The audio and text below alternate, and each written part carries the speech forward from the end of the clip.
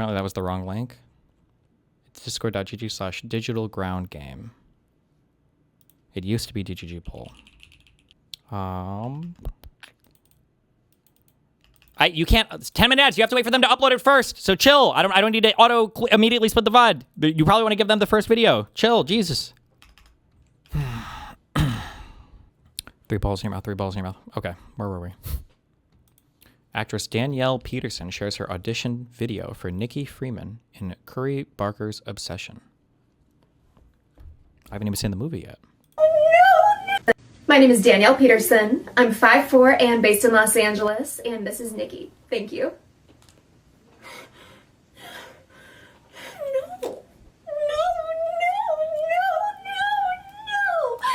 No.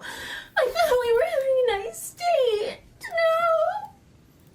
Why do you keep consistently saying that libs don't have a platform for messaging when we got places like Midas Touch, Brian Tyler Cohen, Pac-Man, Josiah? These people have way more influence than the online left combined.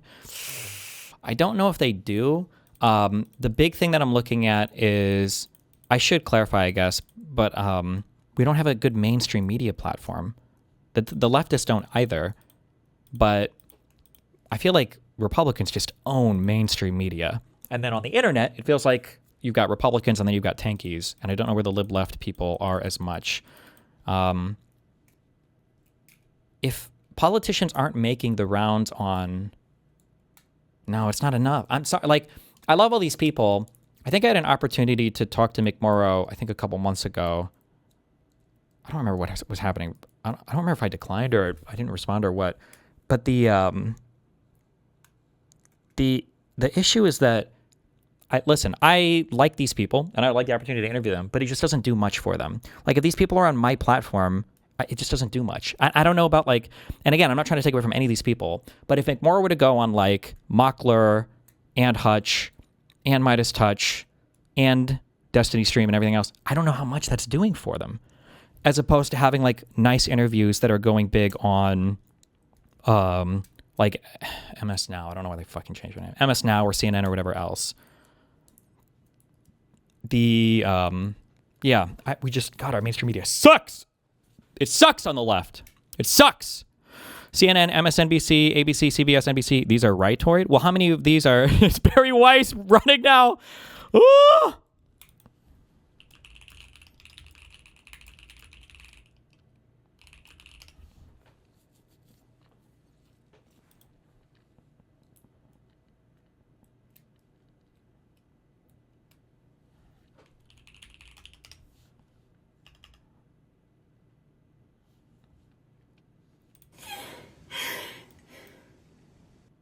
My name is Danielle Peterson.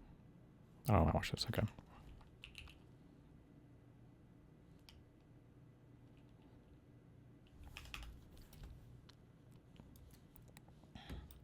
Did Destiny say that his sequel was Finding Ending?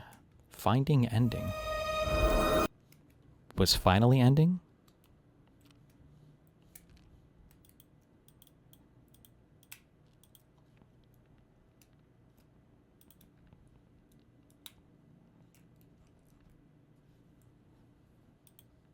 Wait, what? This has to be a troll. I don't trust Poke clips because people try to make you hate her too. Fuck. As much as I don't like a lot of the new Poke stuff, there is a lot of sexist shit against her. Was she actually crying, or is she just doing her makeup or something?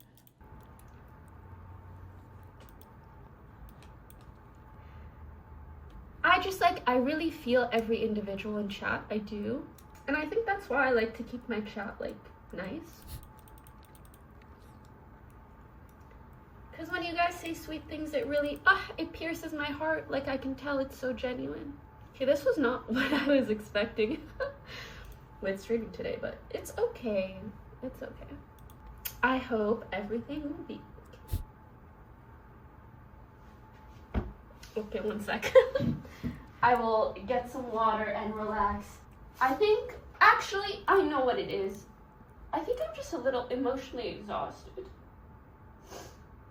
It feels like every day it's something new, you know? What's going on? I don't want to talk shit because No, shut up, Tiva! Stop!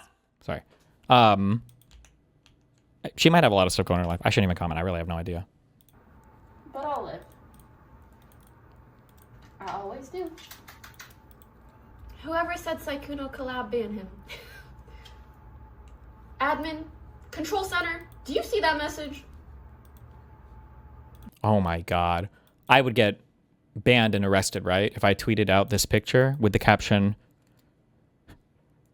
Trump planning his own next assassination attempt. Would that be too much? I'm just kidding. Stop! Yeah. I think sometimes when you think about like clippers and this and that, for a while I was like, wow, I need to be careful with everything that I say. But actually, no, I just want to say whatever's on my chest. Well, not whatever's on my chest, but I want to be true to myself. I don't want to be so careful and muzzle myself so much that I don't express the things that I really feel and really mean. But I also don't want to be so careless with my words that I offend or hurt anyone, obviously. So I'm trying to find that in between. Okay.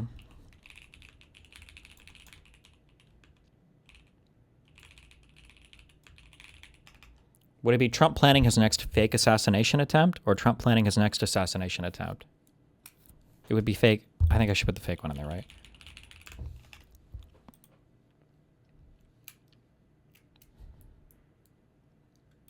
Fuck it.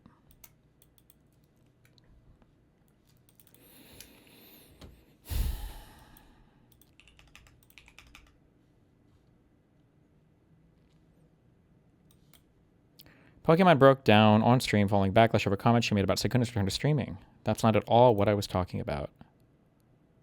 Frowny face thing. Like, I'm an active streamer, but I'm Oh. Talks about me again. not streaming with the same frequency I used to, and I'm not putting in really long hours, aside from when I did Destiny 2 Salvation's Edge Blind recently, which was fucking exciting, but I don't really know how else to say it. I just don't see everything that happens on... Wait. Like, I'm an active streamer, but I'm What the fuck was that? Wait, did I miss something? Hold on. not streaming with the same frequency I used to, and I'm not putting in really long hours, aside from when I did Destiny 2 Salvation's Edge... Oh, no. Who linked it? Who linked this? Who linked this saying he was talking about me? Who linked it? Find him in chat.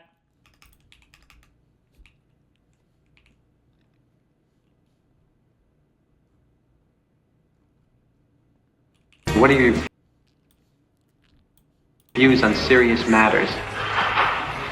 What? Well, I don't know. Who's your favorite philosopher? I haven't got one. I don't know any. Who's yours? Oh, I like them all. Who? Oh, no! I was just going to say, I don't care if her answer is, I don't know any. I don't know. That's fine. If you don't know shit, I don't fucking know. That's fine. Be honest. But don't get, if you're going to knowledge check someone, of course, you must have an answer prepared if they ask you the same, right? There's no way you would go in praying that they don't ask the exact same question, right? Well, all your basic philosophers. Who? Just all of them. I don't know their names though. What are their names? I wonder if she realizes how how much she's assassinating this guy right now. She's just a host of them. Damn!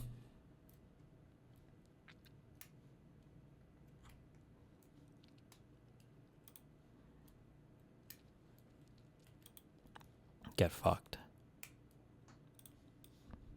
Oh, finally, another reader in the family. You know, these are some of my favorite books and authors. Oh, what are you reading right now? Oh, boy. Well, I'm sort of between books right now. Yeah? What was the last thing you read? He's got you on the ropes now. Well, I'm actually rereading a lot of stuff. Yeah? Like what? Just tap out. The classics, you know? Going back to the, basics, really. Moby Dick. Words on the printed page. Thank you, Steve Gutenberg, right? What is this, oak? Oh, I don't even think it's oak. Peter, I can't get over the way you've transformed yourself. How'd you do it? Well, Lois, some of it came from books, some came from museums, and honestly, a lot of it just came from travel. Hey, excuse me, I need to rent a... Is there any more of this, or is that it? Okay.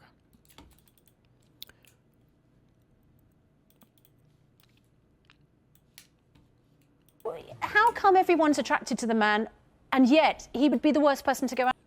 The first 5 digits of Pythagoras is 3.1415? I have no idea. What are the first 5 digits of Oh, wait, that doesn't even make sense. Oh, wait, fuck. Never mind. I just realized why this is a retarded question. Out with? Yeah, I don't know. I think maybe girls are attracted I think we've watched this before. to a typical bad boy, maybe, but I don't think he knows Bad what he boy. wants. And I think it's a good lesson when everyone's watching. Yeah, definitely. So just avoid those types. Yeah, to treat a girl right. Hayley, have you ever read A Brief History of Time by Professor Stephen Hawking? wait.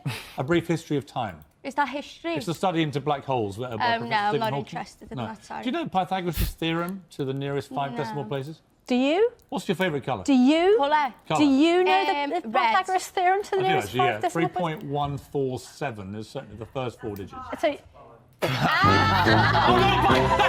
That was just on so many levels amazing. My God.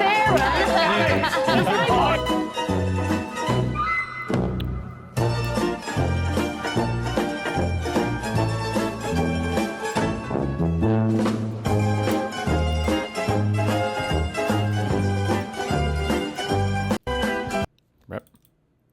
Why do they keep blocking your LSF threads? I don't know. The fucking somebody just messaged me the other day, a streamer guy, telling me that apparently the current LSF mod is supposed to be a big fan of mine too. I don't know if that guy was just wrong or.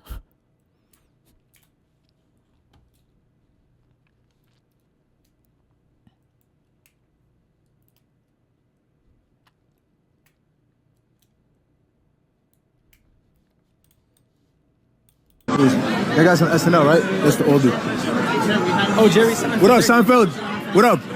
Can we get a free Palestine? Can we get a free Palestine? Come on, give us one free Palestine. It doesn't exist. Oh my God, who cares? Oh, Gross. I don't even think this guy knew that Seinfeld is like a vicious. he's searching for what he can call him. Anti-Palestine celebrity. Like, that's what makes it so funny. He's like, I think this guy's on SNL. Like, this dude had no fucking idea. Also, how are you worse than a kick streamer? Like, how, I mean, straight up, objectively, a far worse person than the kick streamer in this situation. I don't know anything about this guy. I just know that he streams on Kick, as evidenced by the fact that it says Kick right there. But he's clearly a far better person than Jerry Seinfeld is.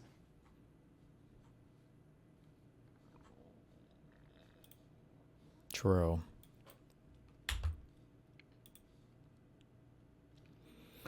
It's because they're all trying to get a Hassan versus Destiny hater comments. Well, what is this? By showing this comment on his stream is, look at what Destiny can say and get away with without Ethan's wrath, yet he has smoke for so many other people. Destiny has said something unthinkably heinous, and Ethan isn't going after him, he's going after other people. He must be afraid of him. That is his point with showing that. Ethan has gone on to say that this is significantly more malicious from iDubbbz than Destiny, because Destiny said it in passing and, you know, he was just being a dickhead and disavowed it. But iDubbbz isn't saying it, and he even openly states, without any guesswork, without any riddles, and without any sarcasm, that he doesn't agree with it, that he doesn't believe it. He is not presenting it as true. But Ethan is saying it's more malicious because Ian, iDubbbz, did meet his family, meet his kids, and now he has that comment on his stream. And I agree, that is filthy, and it is very low, which is why I'm saying it wasn't a good stream from iDubbbz. It just wasn't, and it's something he admits as well. But at no point in that stream that I sat through did iDubbbz ever try and make the argument that Destiny's comment reflects the truth or is real in any way. He openly says he doesn't agree with it. He is. Yeah, but his community does. That's kind of the whole point, right? Is Ian and all these other people are all part of these communities that do believe in the LaGuardia memes, in the Guardia, whatever the fuck that thing was that they were saying it's infecting Ethan's kids, and they ended up having a CPS call over. Like, it kind of hits a little bit different over there, mate. I looked to see if Charlie had a Twitter account. He doesn't really. I think he must have left or something, Giardia, because I don't think I saw any posts on it for like a year or two. So it's not like I can reach out or message him, but whatever. He's using it to make a point, and he doesn't do a great job of expressing that point super clearly. But what he does express clearly, and there's no ifs, ands, or buts about it, is that he doesn't agree with the comment. So it just doesn't make sense to me why Ethan is super willing to say, like, I didn't mean anything coming from Destiny, but iDubbbz having it on his stream means malicious intent and that it's lending an air of credibility to it. I just disagree because he's never putting credibility into it. Him sarcastically saying that this is a serious allegation that he should really look at is him making the point that why are you ignoring something this gross from Destiny but going so hard on others for much less? Is this whole video just a repeat of the last video? And an Ethan statement. People are saying DM him. His DMs are closed, so I don't know what the fuck I'm supposed to do with that. Thank you, guys. And like I pointed out, he does outright say that he had a much better chance of winning against iDubbbz in Canada because of their laws there being very different than the laws here in the US. So he didn't believe he could actually win against Destiny in the US, but felt he could against iDubbbz in Canada. So to me, that feels like trying to capitalize off lax free speech laws in Canada to get revenge, and using this as a convenient excuse of exacting that revenge and punishing him further for associating with snarkers, as opposed to actually pursuing a real defamation case. Because if it's a defamation case you're only willing to pursue in Canada and not here in the States, then to me it doesn't feel like a defamation case worth pursuing. And people are upset at me for saying that, but I just truly believe that free speech, laws around speech in general, should be very protected, and I feel like the US does a pretty strong job compared to other countries, and I think that should be extended to every country.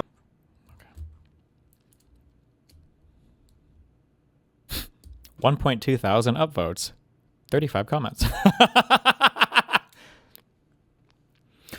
It's insane how little research Moist did for any of this. Well, the problem is that, like, because this is like such a heavily astroturfed conversation, because Hassan and all of his ilk are like so big on spreading lies about everything that's happened, you would have to do a lot of digging to get to the truth of the matter.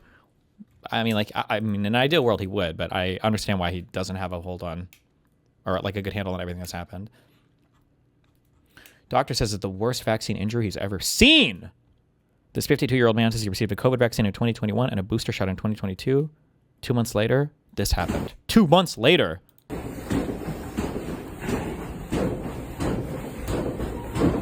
You can't control it. No. Bro, this guy's abs must be huge. Can you introduce yourself? Yeah, my name is Avi Kopernik. I'm a 52-year-old male. Sorry. And I got the COVID vaccine in 2021, and then in 2022, I got the booster shot, and then 2 months after the booster shot, I can't sit, stand, or walk for 4 years now. Even if we were to take everything he says at face value, you got the first vaccine and nothing happened. You got your booster, nothing happened. And then 2 months later, supposedly, something happens here. How do you even know, even if this was a real thing, which it doesn't look like it, but even if that was, what the fuck? You stand up for us, Avi, and walk? Yeah.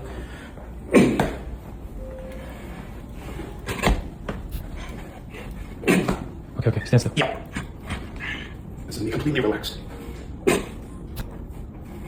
So, where's House at? If House was here, he would pull out a wall of spikes and he'd place it right in front of him, and then the guy wouldn't have the reaction. And he'd say, look.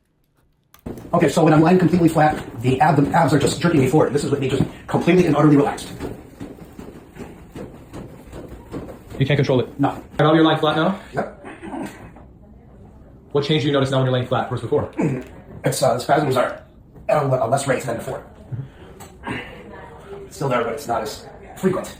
This is Avi Kopernik. I just finished my stem cell treatment 3 weeks in, and seem to be doing much better. Wow. So he's standing up. Look at walk. Much better.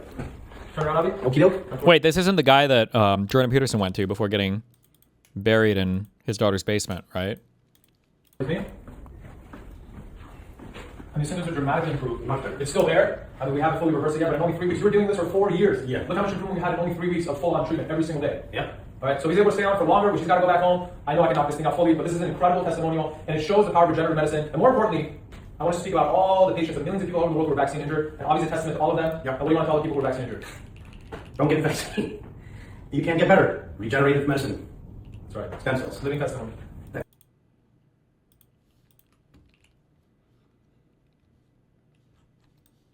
I don't believe any of these. She did another one that looked like this when they did that day of prayer bullshit. I feel like these are all AI, bro. It just looks so fucking fake to me. After months of searching through intelligence community holdings and files, today I'm releasing new evidence of long-standing U.S. government funding of more than 120 biolabs. Biolabs? In over 30 countries. Now, these biolabs include labs in places like Ukraine, which could be at risk of compromise due to the ongoing Russia-Ukraine war. What? In fact, the intelligence community had previously warned that a US-funded biolab in Ukraine likely housed dangerous pathogens and remained vulnerable to long-standing threats of Russian attack, seizure, or damage. Now, until now, evidence regarding the full existence and funding of these laboratories had been knowingly withheld from you, the American people. Many of these U.S. government-funded biolabs are currently or have previously engaged in research using hazardous and highly contagious pathogens. Oh my God. Hold on, I gotta turn my camera off. I don't want to get banned. I'm about to come if she says gain of research. Hold on. And in some cases, included dangerous gain-of-function research.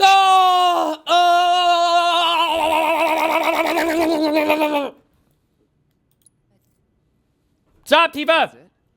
Sorry, we spent the... Okay, sorry, I'm back. With very little visibility or oversight. Now, President Trump clearly understands the serious threat dangerous gain-of-function research poses to the American people. Because that's where COVID came from. Remember? When the lab created it and then released it to the goddamn world, the Jews. This is why he took decisive action over a year ago. On May 25th, 2025, he signed an executive order to end federal funding of gain-of-function research around the world. Thank God. Here at ODNI, I issued new guidance to the intelligence community directing increased collection on these laboratories and facilities overseas. And we're already seeing the results of this increased collection. We're learning new details, for example, on clinical trials that are underway at these facilities and that are raising significant ethical, financial, and security concerns regarding the supposed public health initiatives and U.S. national security. Now, despite the obvious potential for catastrophic global impact that research on dangerous pathogens in biolabs can have, politicians and so-called health professionals like Dr. Fauci, as well as entities within the Biden administration's national security team, lied repeatedly to the American people about the existence of U.S.-funded and supported biolabs. Not only did they lie, they threatened those who attempted to expose the truth.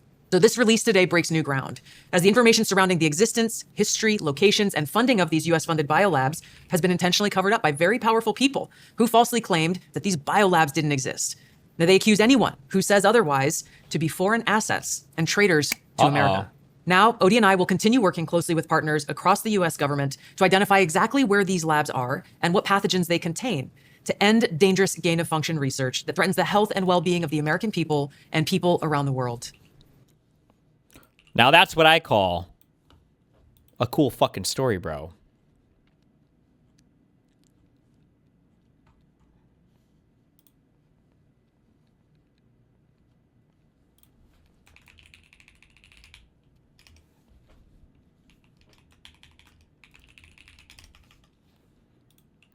How was Fauci in charge of this? That's the question we need to ask. True.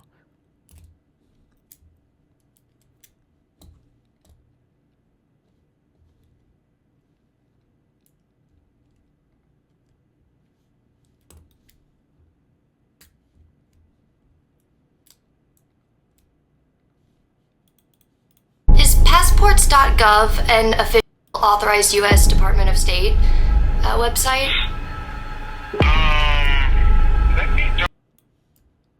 Is Passports.gov an official authorized U.S. Department of State website? Let me double check. Are you guys aware that Passports.gov exists and it's registered to the Executive Office of the President? That is registered. The idea Doge has made its way through all the agencies. Not just one agency, not just one website. All the websites, all the agencies, all the digital touch points between the U.S. government and the American people. Let's talk about passports. See, your passport is one of the most important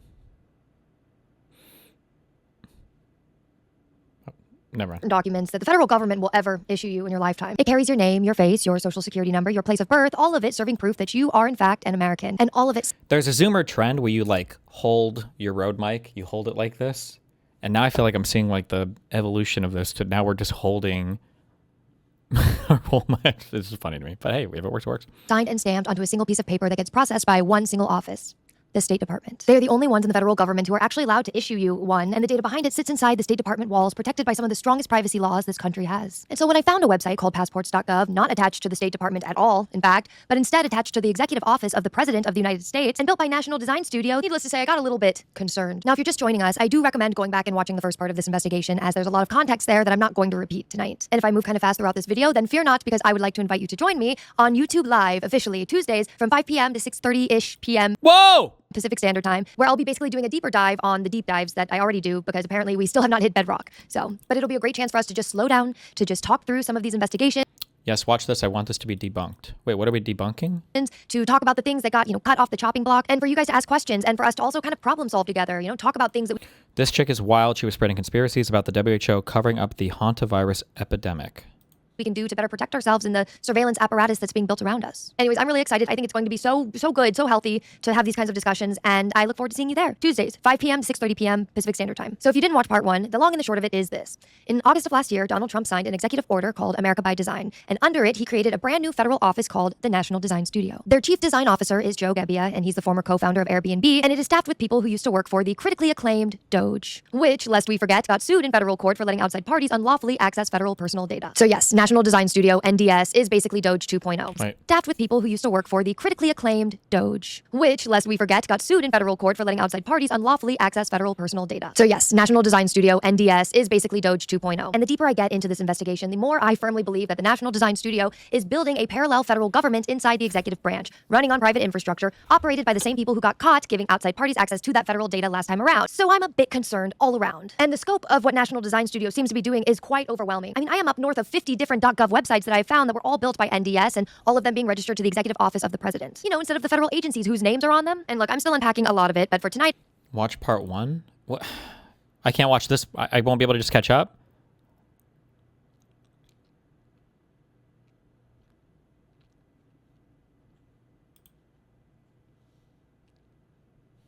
This better not be another 30-minute fucking video. The analogy I give is 29 minutes, bro! Oh, actually, you know what? This is perfect. Fine. You know what? We will watch both of these. Hold on. I love the snarker titles. Destiny pulls up his notes to show he doesn't think Ethan is a pedophile, but reveals he's only 85% sure he is not a pedophile. Ethan should 15% sue me. 85% is not bad. Much better than Ethan would give Destiny in public.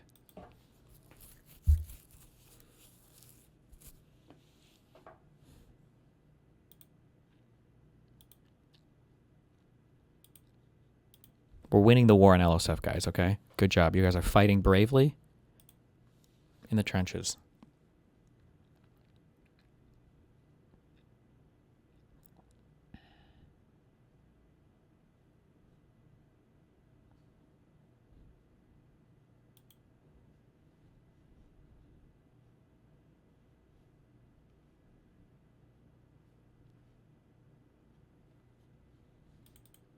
The poster's comment history is all Destiny.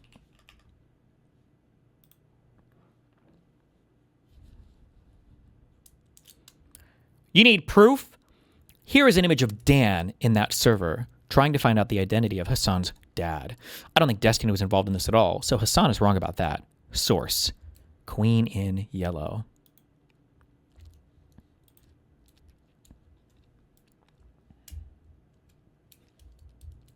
Found a book his dad wrote. It's the limited free version and in Turkish, but maybe something could be extracted from this.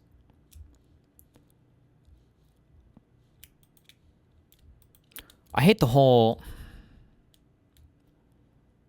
Yeah, like, I hate our whole... Dude, one of the reasons why I want to break away from this internet space to do politics so much is to get away from, like, the quote-unquote doxing discourse. Because outside of the internet space, these are completely legitimate questions to ask. His dad is one of the biggest political figures in Turkey. I don't know if that was true, but his dad was a person in Turkey. He was a part founder, I think, or owner of a really large company. I think his grandfather, was involved with the founding of the current right-wing party. I think that was his dad. I think it was his grandfather. But these are totally legitimate questions. The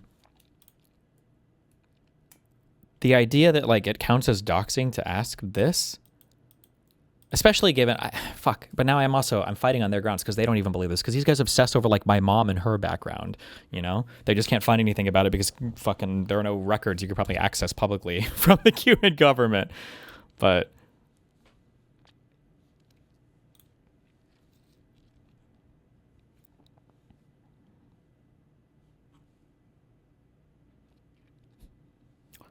the timestamps of the videos, the Rose account sent to Destiny's before she turned 18. You're so fucking pathetic. Please leave this convo. You're giving me secondhand embarrassment.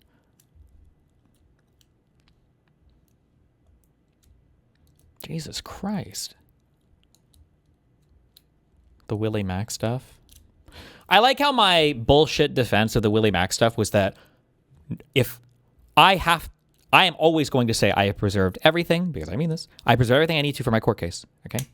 That's what I'm going to say about that. And everybody's like, oh, that's a massive cope. Why do you even have to say that? Meanwhile, every single thing I say on stream, Joan tries to find a way to throw into like emotion the next day. Like, what could be more proof of my entire argument than every fucking filing these fucking retards do in court? But I mean, these are not serious arguments, so. Oh shit, I got into an argument with this new guy and went down his rabbit hole too. He's pretty insane, and I couldn't out-unemploy him, Destiny. Is this an account we've looked at in the past? These guys are crazy. I should have like 5 or 10 of these that I just have saved somewhere. Jesus. 21 days ago. I'm not interested in having a private conversation about this, but just to drive my point home, here's a screenshot of Lelena and Justical Server jokingly telling another user not to be nice to her just to prove Destiny wrong.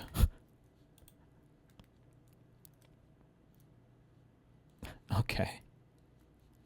Jesus Christ. It's such a massive inconsistency. And that was one of Destiny's main premises, to dox people in that server. Good one.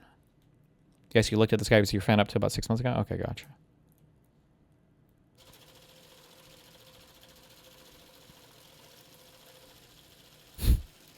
This will be part of my presentation, but gradually, the more I interact with the communities Destiny's trying to destroy, the more I learned he's full of shit. For example, did you know that his ex-girlfriend hangs out in Justicle's Discord and is pretty chill with everyone there? How do you reconcile this fact with Destiny's claim that Justicle or his Discord server doxed and harassed his girlfriend, which was one of the main reasons he started his doxing spree? Well, you could just look at the messages in their Discord from a year and a half ago and see that that's exactly what they were doing. Why the fuck would it matter who hangs out where now, especially when her hanging out there is going there for one day? But good one. King. Okay. Stop dating me. Don't care.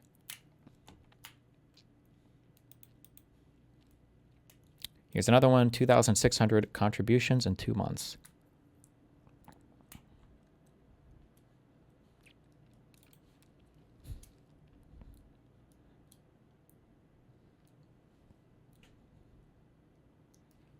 Yeah, he made something of himself. LOL, how dare he? Rich people are evil. No, wait, just Hassan is evil for being rich.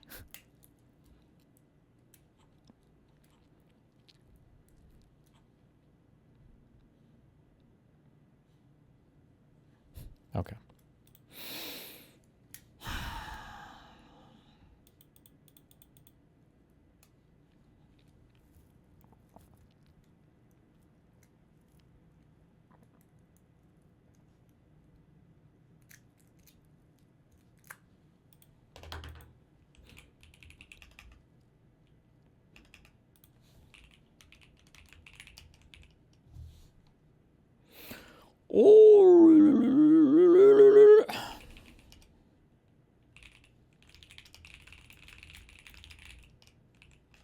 Okay, let me grab a Red Bull and then we'll watch these 2 videos.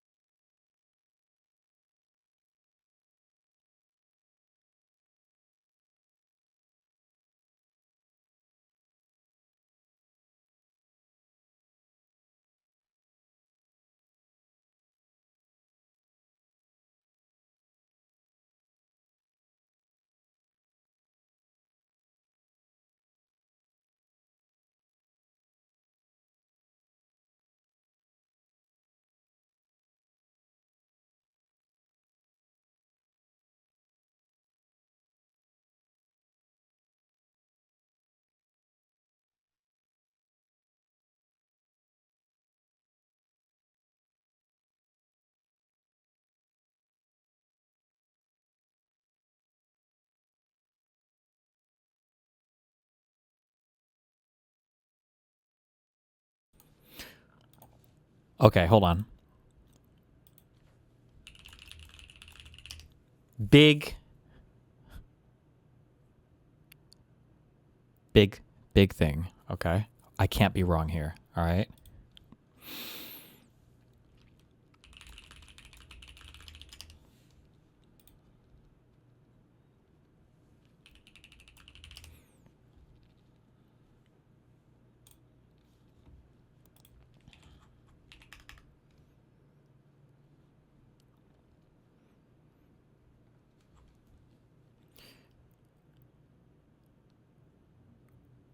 Most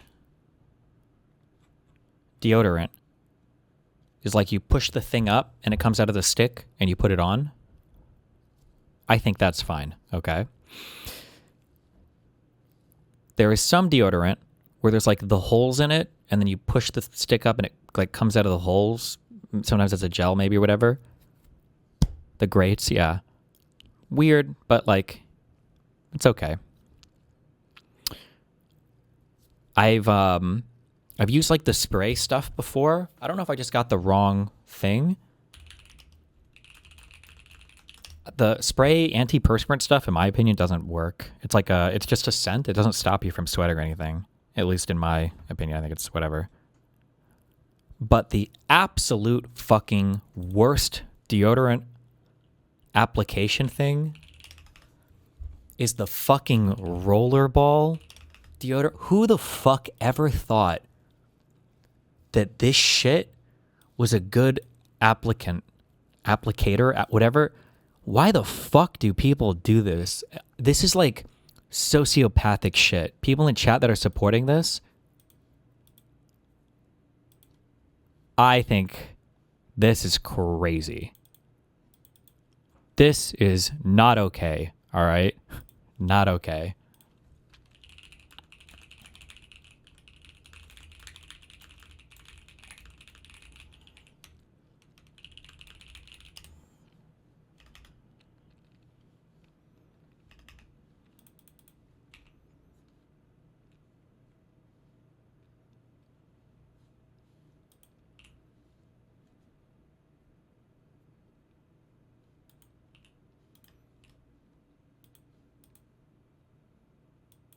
Wait, sorry. Is this a real picture?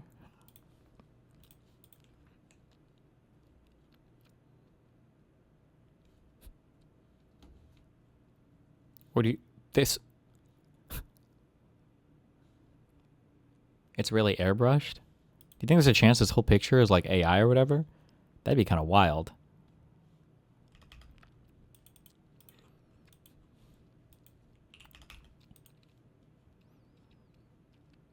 Also, have we ever seen Erica Kirk and Charlie Kirk interact before? Did he have her anywhere, or was she like completely behind the scenes until he died?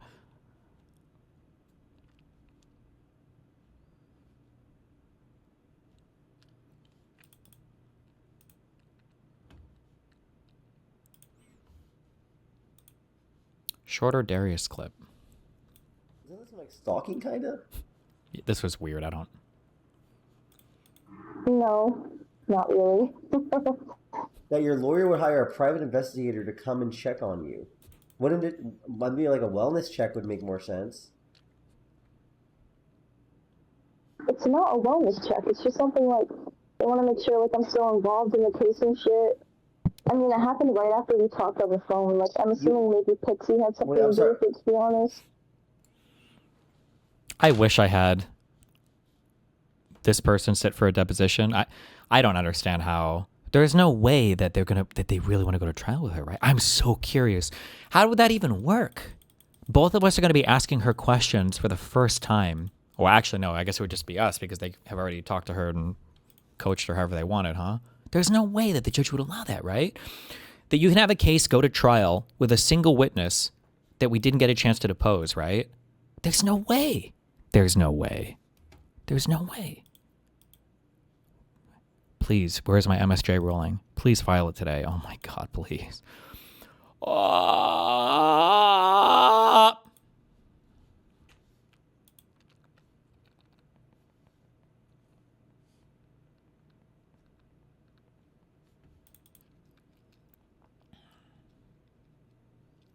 it is incredibly unlikely that the court would allow her to take the stand during trial. But they have to. Otherwise, the only thing we have is her DM and her affidavit. I don't know if the affidavit counts as testimony if she didn't give it in a deposition or in court. And then what's the probative value of just the picture?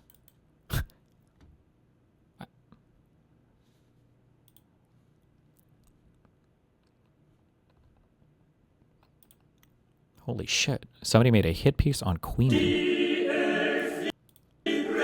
With thoughts and emotions, and if somebody isn't willing to admit those things, then Okay. Destiny, you were correct, which is why they should be dismissed under an MSJ. True!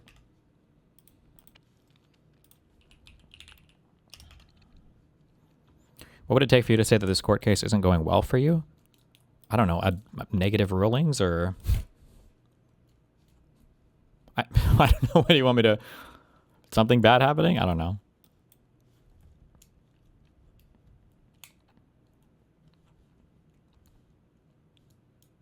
Affidavit is not testimony because it's not under oath. Yeah, so if it's not given, depositions are under oath, and obviously on the stand is under oath, but...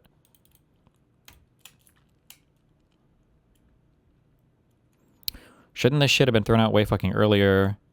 If we were getting fast rulings, maybe, but... Not the MSJ is probably the appropriate forum to dismiss this, I think so. Okay. An affidavit like that is under oath. It can technically be entered, but likely cannot under the current circumstances. Gotcha. Any possibility it could be dismissed with prejudice? That my guess is the ordinary dismissal would be with prejudice, yeah. They could always appeal it. I don't know if they will or not, but we'll see. Wait, so Abby is still trying to help Pixie? She has to. Abby is the only witness on this case. Without Abby, the whole case is done.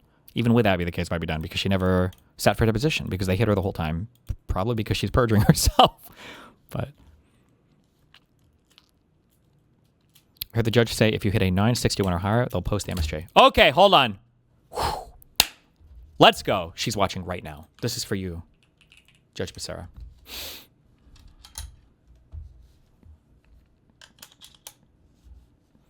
What happened to the original motion to dismiss? That was just never ruled on? Nope. Sure hasn't been, but that's okay.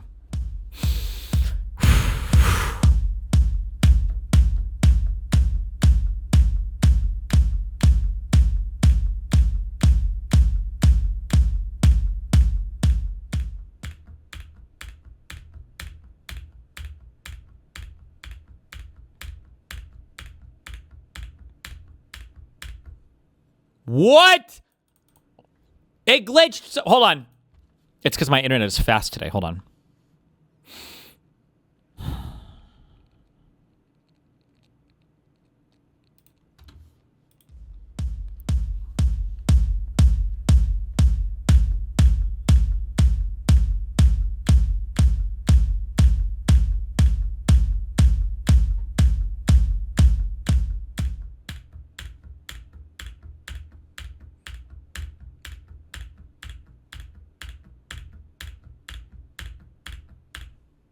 You know what? Fuck it. I don't care.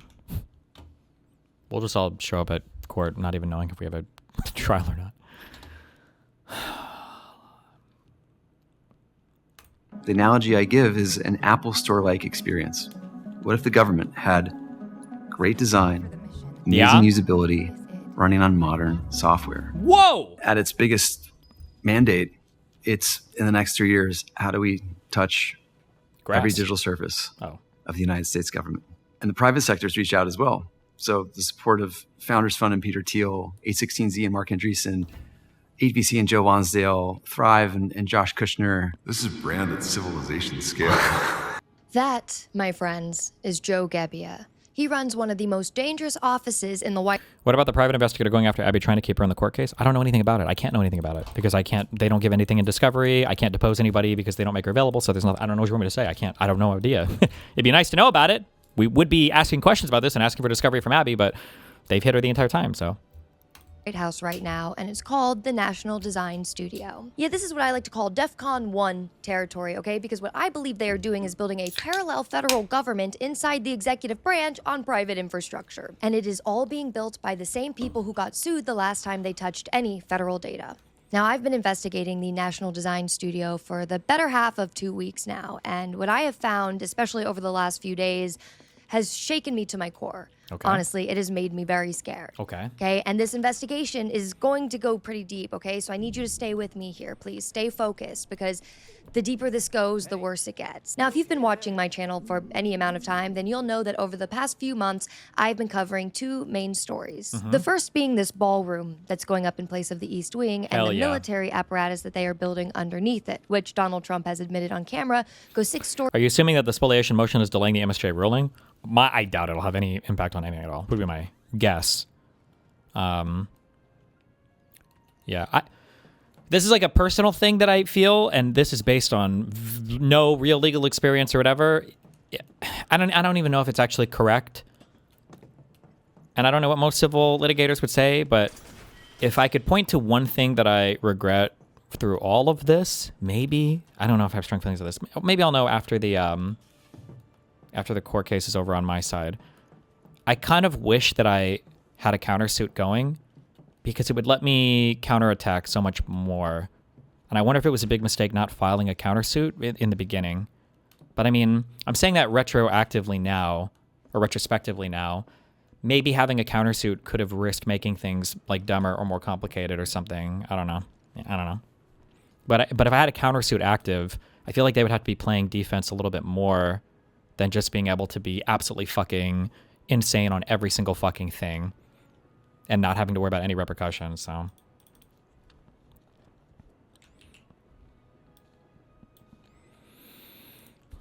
but I mean, if I file another suit against him, maybe I can bring all that back anyway. I don't know.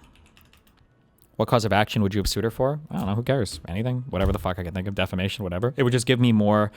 I feel like it would give me more options when it comes to being on the offense. I just don't like being on the defense so much. Did your lawyers advise against a countersuit? So attorney-client privilege means that nothing that is between me and my attorneys or a client and their attorneys can be brought up or offered as evidence of one thing or another. However, if you discuss things between you and your attorneys, then that stuff can be analyzed or probed or whatever. So I will not talk about that because there's no reason to. All I'll say is that, yeah, I didn't file a countersuit in the beginning, and I wonder if maybe that would have been better because, I might already say this, because it would have let me go on the offense a little bit more. Because people ask things like, why don't you file motions for spoliation and all this? And it's like, I mean, I could, but like, I don't really think it helps my case that much. It would just help me build a case against them, but I don't really have a case right now against them, right? Because I didn't file a countersuit at the beginning, so.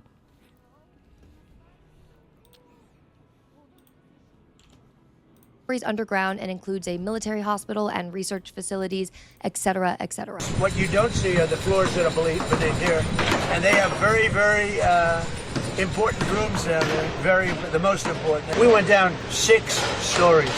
And the second is the Genesis mission, which is the federal AI program, which I believe is being built around Oracle and the largest supercomputer in American history, called Solstice. GW. And I've been saying for a while now that these two stories are connected, but there has to be some layer in between. Some piece of digital infrastructure that is linking the underground hardware to the data that's being assembled by the AI program. And it is through my investigation of the National Design Studio that I think I found that layer. And I found it almost by accident, which doesn't make it any more pleasant, but here we are. So earlier this week, I was perusing TrumpRx, right, as one does, the new federal prescription drug pricing website. I was curious. I just wanted to see what they had going on. So I was scrolling around, and at the bottom of the page, I noticed something that I have not noticed on any other federal website. In the footer of the page, it said, right above the privacy policy, designed and engineered in DC by National Design Studio. What? The whole website, by the way, looks like it was created on Wix with widgets, and it's bizarre. But that line in particular is pretty weird, because federal websites don't have design by lines. I mean, the IRS does not credit the design studio for that website, neither does Social Security or the FBI. Like, nobody does that with federal government websites. Moreover, the design studio is hyperlinked to it. So when you click on it, it takes you to the National Design Studio's website, which I don't love, and in a minute, you're gonna see why. Now, National Design Studio, which I'll be referring to as NDS throughout this video, reads more like a tech startup than anything else. And the site itself doesn't really tell you much beyond the mission statement language and recruiting copy. Like, it's very boilerplate and very in your face with how hip and cool it is. Awesome. You know, very Silicon Valley. And there was no page telling you about who was on the team or who was running it. So I had to do a little digging, and the first name that came back to me was somebody named Joe Gebbia. He is known as the Chief Design Officer of the United States, working with NDS. Now, you probably have never heard of Joe Gebbia. Lord knows I hadn't before this. But fear not, he's the co-founder of Airbnb. So, you know, if anybody knows how to improve public spaces, it's the company that took residential spaces and made sure the public could never actually afford them again. He stepped back from Airbnb in 2022, but it's the years since then and now that really interest me, because in September of 2022, Tesla appointed him to their board of directors. Yes, in fact, the seat he took had just been vacated by Larry Ellison. Yes, that Larry Ellison, the founder and chairman of Oracle. And hold on to old Larry Berry and Oracle in the back of your head, okay? Because this is going to come back up in a moment. Then in August of 2025, Donald Trump signed an executive order creating a brand new federal office called the National Design Studio. This is also when he created the brand new federal title to go with it, the Chief Design Officer of the United States. And Joe Gebbia was named that title on day... Something that would trigger me into suicide is that apart from winning the lawsuit, you have to win the optics game too. So while those slummy folks try every dirty trick possible, you probably can't go into the mud with them, since winning by those standards will bring you shit with it. Kind of. That's true during the lawsuit. So my hands are kind of tied during the lawsuit. I mean, as you saw with like the Willie Mack thing and everything.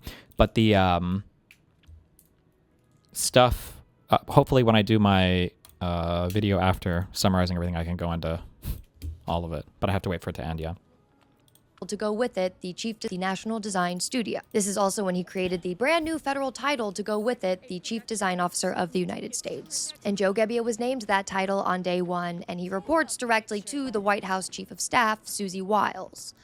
Which is bizarre, isn't she right? I mean, gone now, a National Design Studio reporting to the White House Chief of Staff, like that's not how this works. Why is it working like that? Well, it's because the National Design Studio is staffed under a federal hiring authority called Section 3161, which was originally written for temporary advising bodies. And since they're working under that authority, that means almost everyone working at the National Design Studio is either a part-time advisor or a volunteer.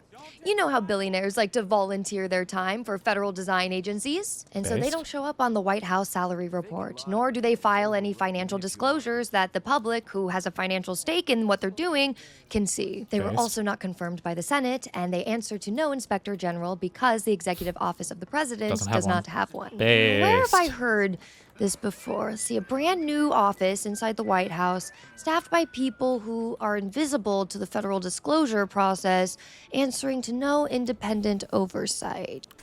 Where have I heard that before? Oh, that's right, because that's exactly how Doge was run. And Doge... Initially, yes. Although they tried to later on make it sound like it was part of the USDS, the United States Digital Service.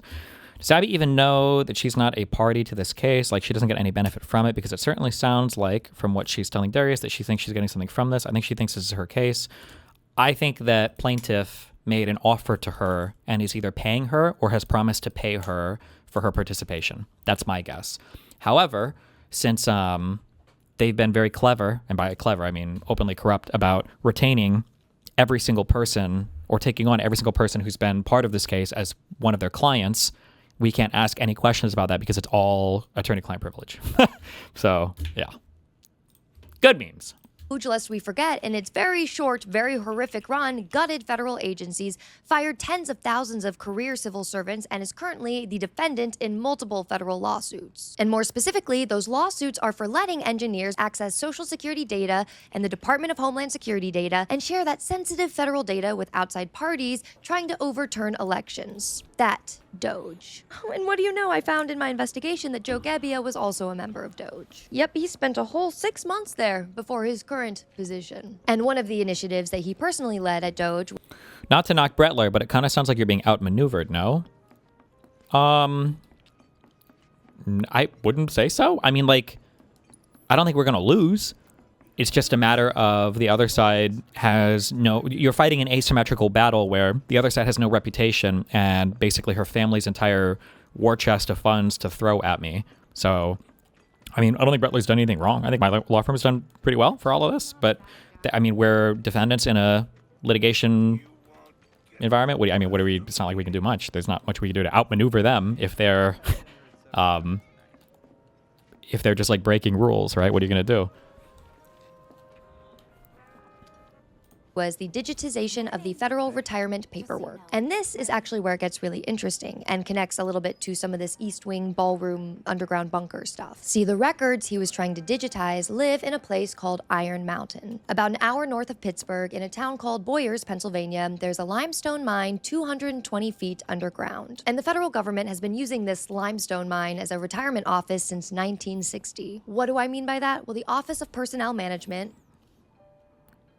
You should just start uploading videos of you jerking off on Pornhub. That'll show them. Okay.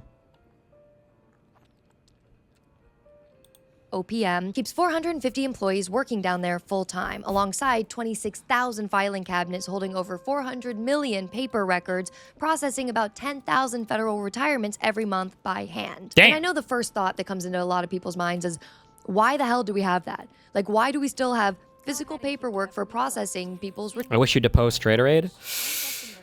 That might have been my mistake. I wonder if I should have pushed for that. But again, the issue is I don't have any counter litigation available. So how could I depose her for my case? What would the relevance be? It'd be hard to do that. I mean, we could have. I think maybe I should have pushed for that. I just I really just didn't know how much you could just do crazy shit. I don't know. I just never really thought of it. I mean, I would know more in the future now, but yeah, I guess I don't know. I never really considered like, well, what if the other person just like lies about everything and hides everything and doesn't like participate in the process, but also the judge is too busy to like issue more than one ruling every 8 months. I don't know. I just never really considered that. Yeah. Why would Lauren be deposed but not Straighter Aid? Well, because I should have gotten every message between Pixie and Straighter Aid. Pixie should have turned that over in Discovery, but she turned over nothing. But I didn't consider her just like not just lying and not turning over anything and saying she had none of those conversations, which is a fucking lie. Lauren, I happen to know, is the one who started. I know that Lauren is the one that pushed Pixie initially to file this case and helped her write the GoFundMe and everything. And we did get good stuff from her that showed that they were hiding everything on Signal and everything else. Like that was important. So,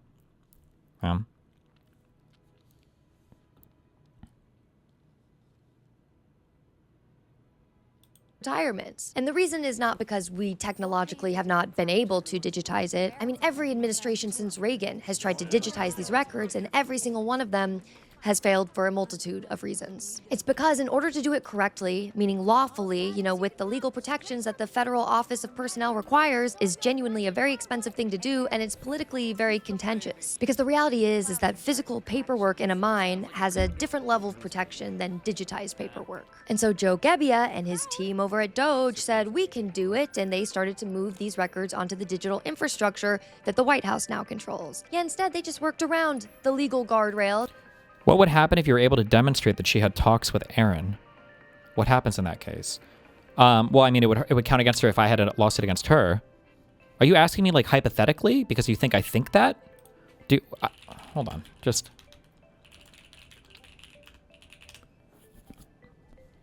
I always forget like how much stuff.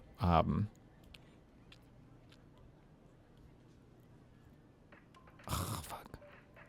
What was the President Sunday video called that he released on me on January 20th?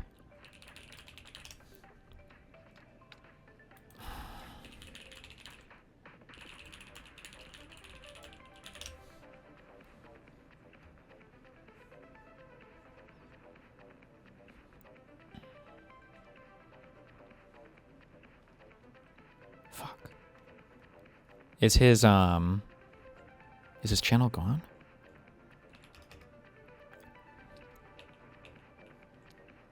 Fuck. I might have the video saved on my computer somewhere.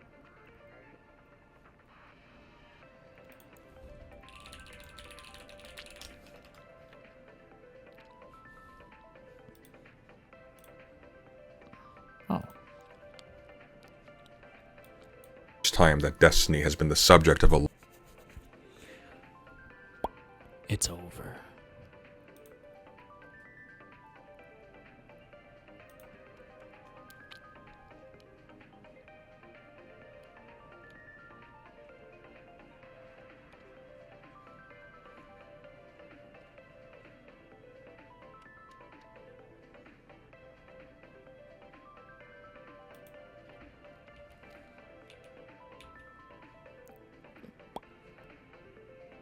Hold on. Give me a sec.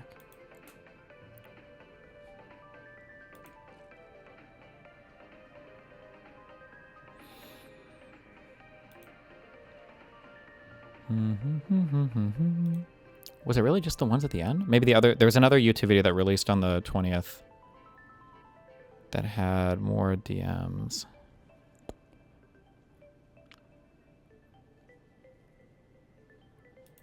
Compensation. Apparently, Pixie was hopeful from the beginning that... But these were messages from Aaron to President Sunday. If she did that, which I doubt, that would be incredibly misleading. She's wanted an incredible amount of money from the start, and I've repeatedly but gently told her that she will not get the sum she wants. There is no legal basis for her getting a $1 million payout, which she repeatedly discussed with me.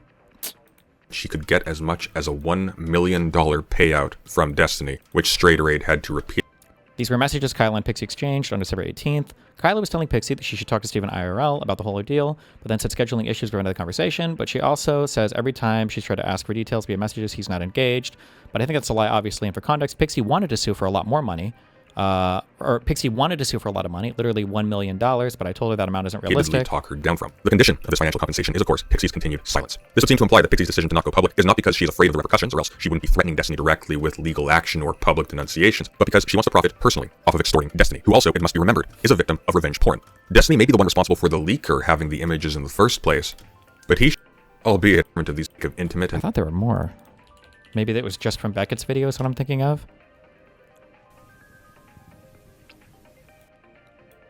Destiny leaks and ask her to check in on Pixie, as even at that point people were beginning to spec.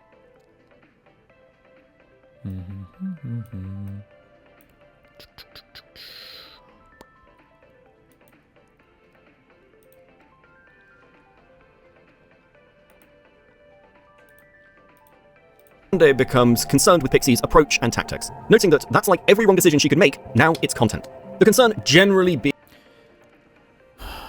You're preaching to the choir. I've told her repeatedly that denying it basically wasn't an option and you just shut it, but she didn't listen. I'm talking to myself, mostly because I'm annoyed and can't tell anyone else. LOL, same. I know you did. I'm so frustrated with her, but I don't see how getting upset with her for doing this will lead to anything other than making her feel bad.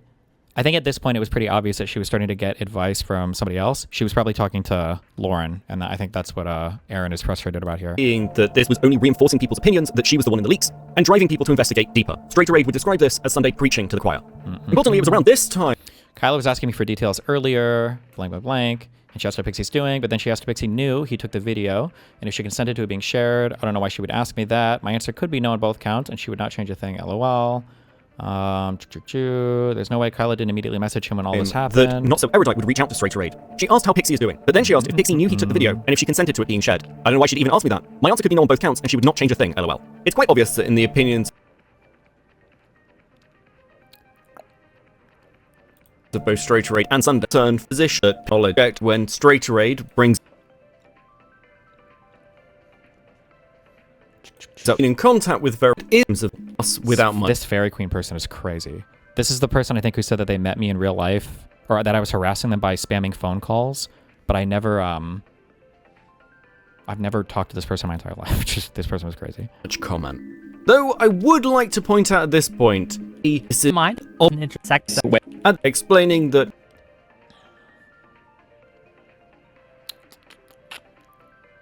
according to what, okay, so Dan contacted Pixie a couple weeks ago as well. I don't know anything about their conversation.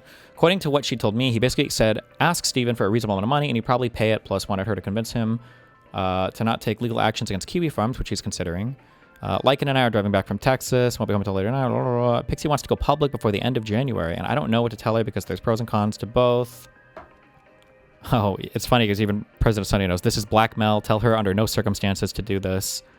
Dan is a fucking moron. Oh, I guess President Sunny thought that Dan was trying to get Pixie to blackmail me so that I could attack Pixie for blackmailing me, but Pixie blackmailed me all on her own, which was funny. He and Kyla have been in field that Pixie, well as trying to get Pixie to persuade Steven not to not so erudite. Let's see. This is Pixie wanted to sue for a lot of money, literally $1 million. And she's described him pursuing a legal route after speaking with a lawyer who specializes in cybercrime / revenge porn. And they told her that the hacker is at more fault legally than Steven, which is why she wants to go public about it. She feels like there's not going to be any legal justice and she doesn't want him to get away with it. Right. And remember, at the end of the day, the only person that would help Pixie was a family friend, basically, so. Pixie Million and Pixie had a chance to say whether Pixie had DMs to herself. So it is that in the video from... For some reason, Kyla gets maligned in all of this, even though Kyla was just trying to help Pixie the entire time, which is...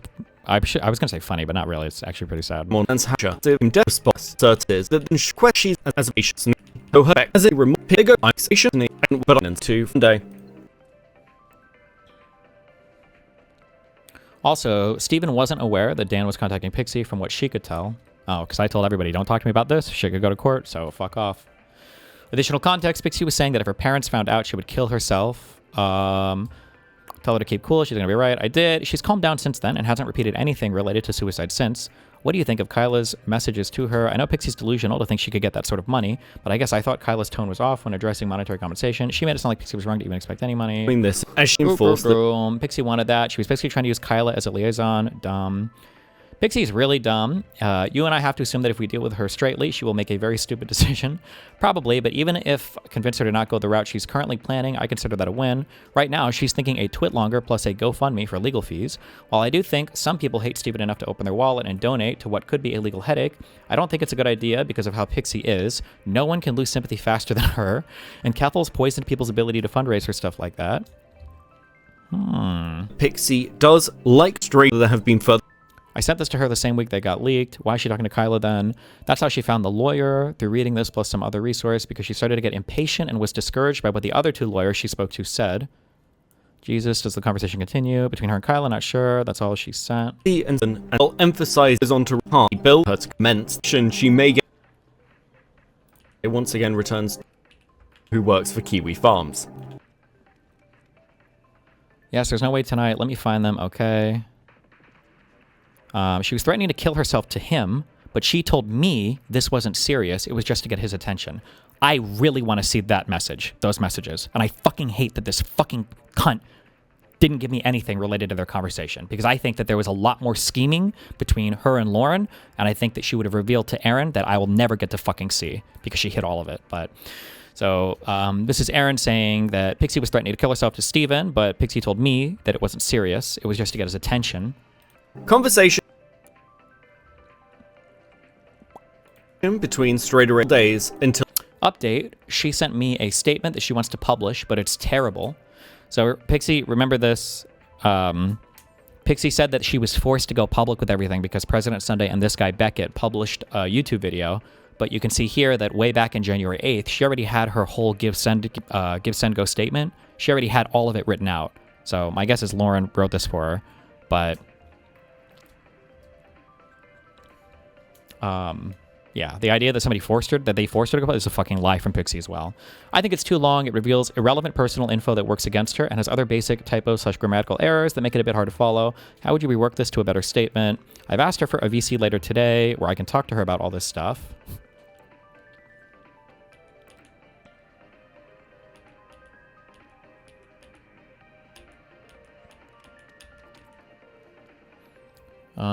This is on the 8th. What day were you thinking about releasing it? I mean, the most I can think of is the Virginia stuff or Nas. But I have trouble seeing how he would do that in a way that doesn't make him look worse for trying to deflect. Oh, shit. Sorry, every time new stuff gets revealed and then I look at old stuff, I recontextualize it. Hold on.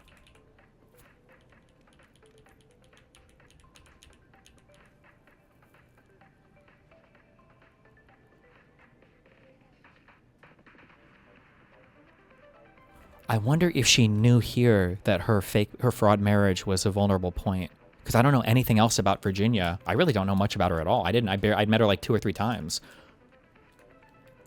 I wonder if she was worried about me figuring out about the marriage fraud. I mean, because Aaron is asking her something here. No, I don't think he'd do that because I think it would look worse. I mean, anything that you guys have, ... I don't know what Aaron's message is here, but Pixie says, I mean, the most I can think of is the Virginia stuff or Nas. That's Lonerbox. But I have trouble seeing how he would do that in a way that doesn't make him look worse or trying to deflect. What day we think about releasing it? Gonna talk to my lawyer first, send a demand letter, and based on his response to said letter, release it.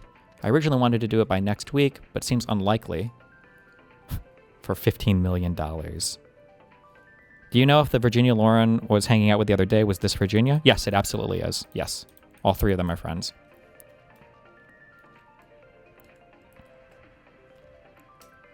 The release schedule of this states the response seemed asking if there was any update.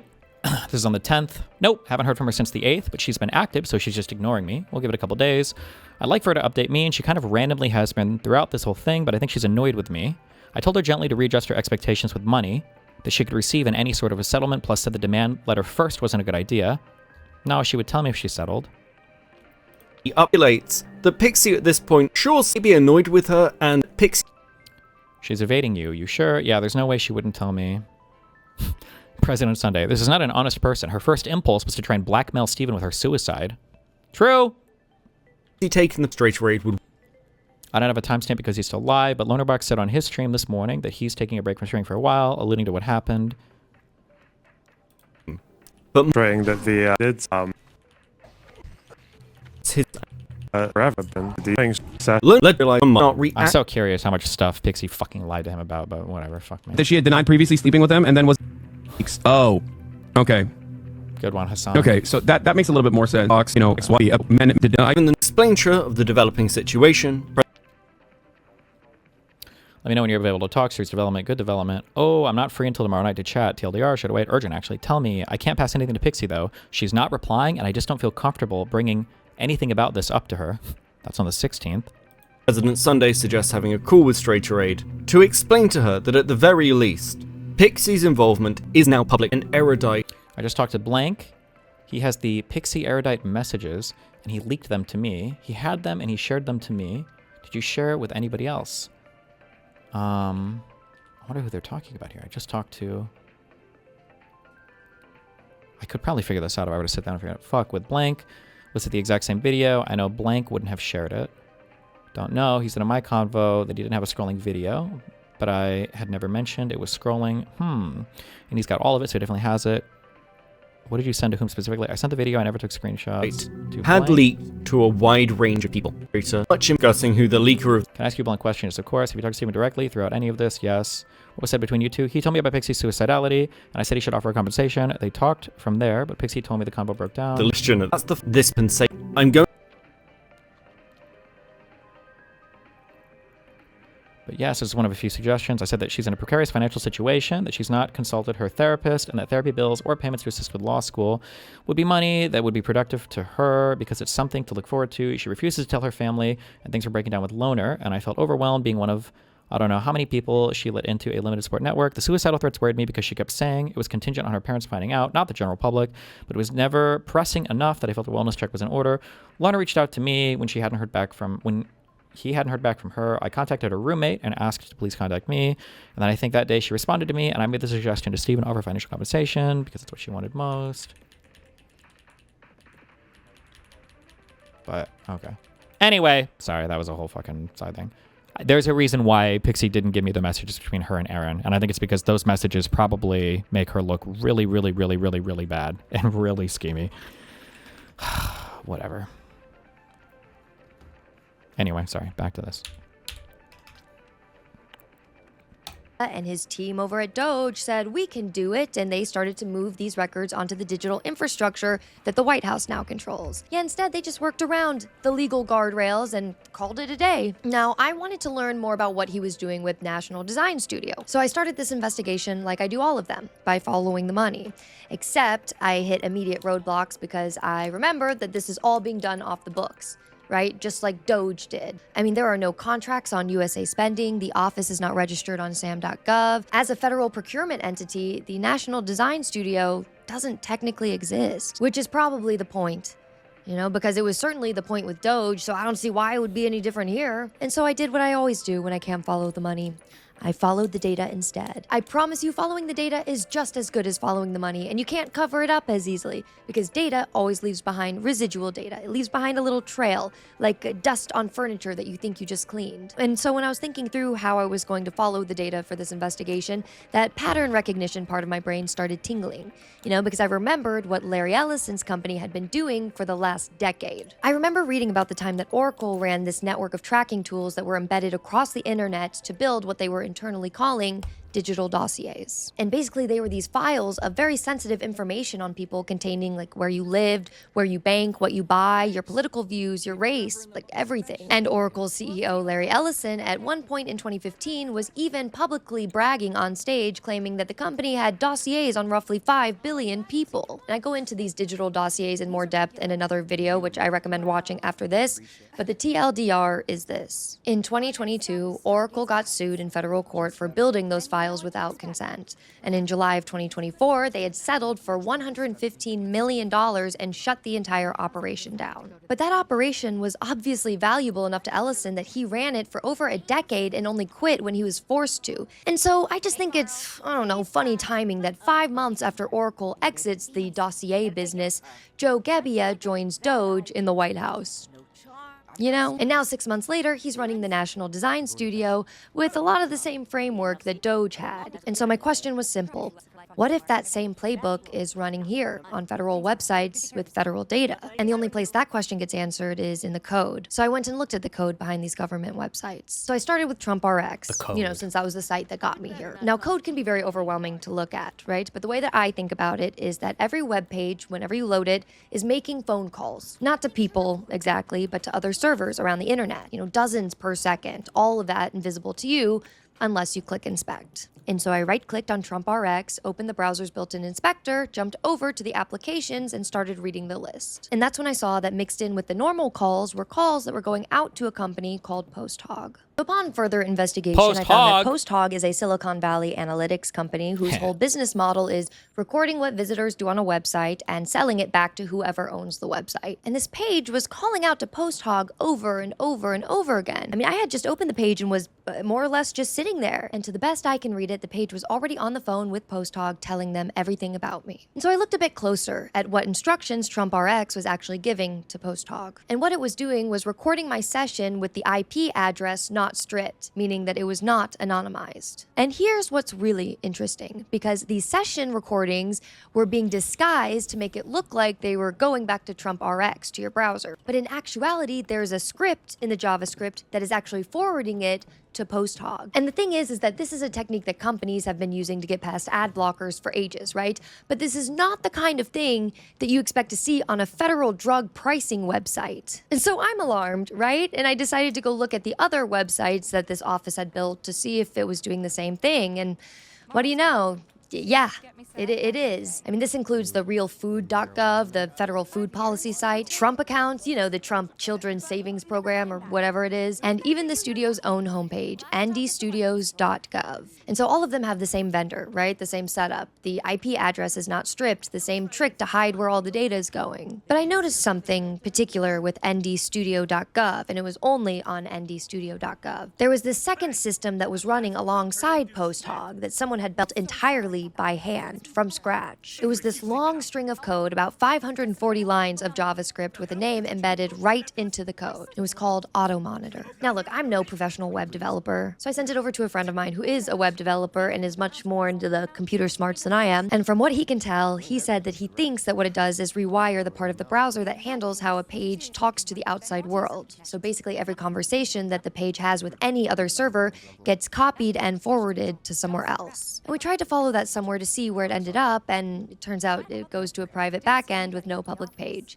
So nobody answers when you knock. Now, I want to be honest about what I can and cannot prove here. From what I can see, AutoMonitor is only loaded on the studio's own homepage, which is kind of weird, right? I mean, if the goal is to surveil Americans, why wouldn't you put it on something like TrumpRx? You know, why put it on a website that almost nobody knows exists? But every PostHog recording on every one of the federal sites that's linked with the NDS website at the bottom, to the best I can read, passes through the studio-controlled infrastructure on its way to PostHog. And so that would mean that the studio has the structural ability to keep a copy of every recording as it passes through. And so this was pretty concerning to me, right? And so the next thing I wanted to know was whether or not there were other sites that the studio just hadn't announced yet. And here's a fun fact that not a lot of people outside of security research knows about. Every website that has that little padlock in the address bar has something called a certificate attached to it. And there's this rule in the industry that anytime a certificate is issued anywhere in the entire world, it has to be logged in a public ledger the second that it's created. And that's right, there are no exceptions and no opt-outs. And the lovely side effect of that rule is that now every new website on the internet, even the ones that nobody's announced yet, or even if it's hidden behind some kind of login, leaves a public fingerprint the moment that it's built. And even more lovely than that is that there's this free search engine called crt.sh where anybody can look up any of these logs. And so I typed in the studio's domain with a wildcard, which is just a little asterisk at the beginning of it as a way of telling it to show me every certificate ever issued for any subdomain under ndstudio.gov. And the search took about 30 seconds, and what it came back with was... yeah, it returned with no less than 40 more entries attached to ndstudio.gov. None of them announced anywhere, with no links pointing them from any public page. And I just need to read some of these names off to you guys, okay? Because these were sites that looked like they belonged to different, departments, right, of the federal government, like state departments and to NASA and the Department of Homeland Security. But they don't. They in fact don't. And I logged all of these in an Excel sheet with the domain, subdomain, when it was first seen, last seen, the certificate issuer, all of that, which will be available on my Substack. And so if you want to go look any deeper, by all means, have at it. But a few of the ones that were most concerning to me were the ones like nasaforce.staging.ndsstudio.gov, passports.staging.ndsstudio.gov. By the way, staging is typically what developers will put when they're building a website and they've created the certificate, but it's not quite ready. It's the staging website. And the two that really concern me, Vote.gov.previews.ndstudio.gov and FBI Kirk tipline.previews.ndstudio.gov. Now, let the record show that these are federal agencies, which means that they do not belong to the National Design Studio. Right?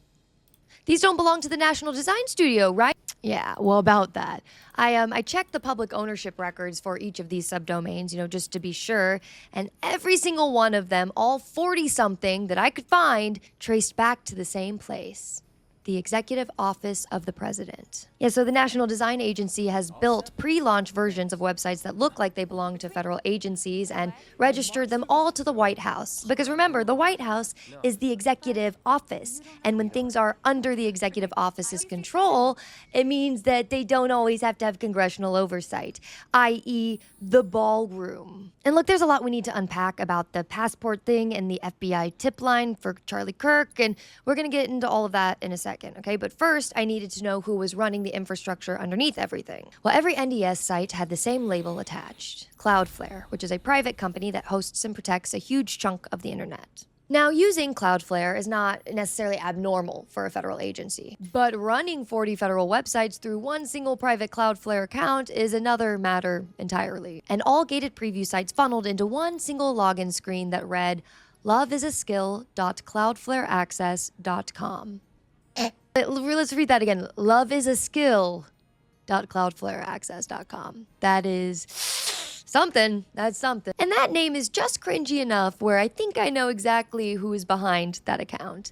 All right, and it's Joe Gebbia. And not because he is the chief design studio guy. No. It is because when I was doing research for this, there was a phrase that he had been using publicly time and time again whenever he was describing Airbnb's design philosophy, which is that Airbnb taught him that love is a skill. Sound off in the comments. Do you think love is a skill? And what's really upsetting about this, I think, to me, is that this is the kind of thing you would name an account when it belongs to you personally, right? If Joe wanted to name his own personal Cloudflare account, love is a skill, but not what you're naming something that belongs to the federal government. Why? Moreover, the federal infrastructure is supposed to be owned by the agency, not the one person running it. I mean, it's not even legal for you to do it that way. When the federal government collects information on its citizens, the law requires a few specific things to happen first. It requires privacy disclosures, which none of these websites have. The privacy policies all contradict each other. It requires notices to the Federal Register, published contracts with any outside vendors so that there's a clear chain of accountability. And I went looking across all 12 National Design Studio programs that were publicly available to see, and I found none of that. I mean, those were the entire point of the laws that Congress wrote after Watergate and after 9/11 to make sure that the federal government could not run secret surveillance programs on Americans.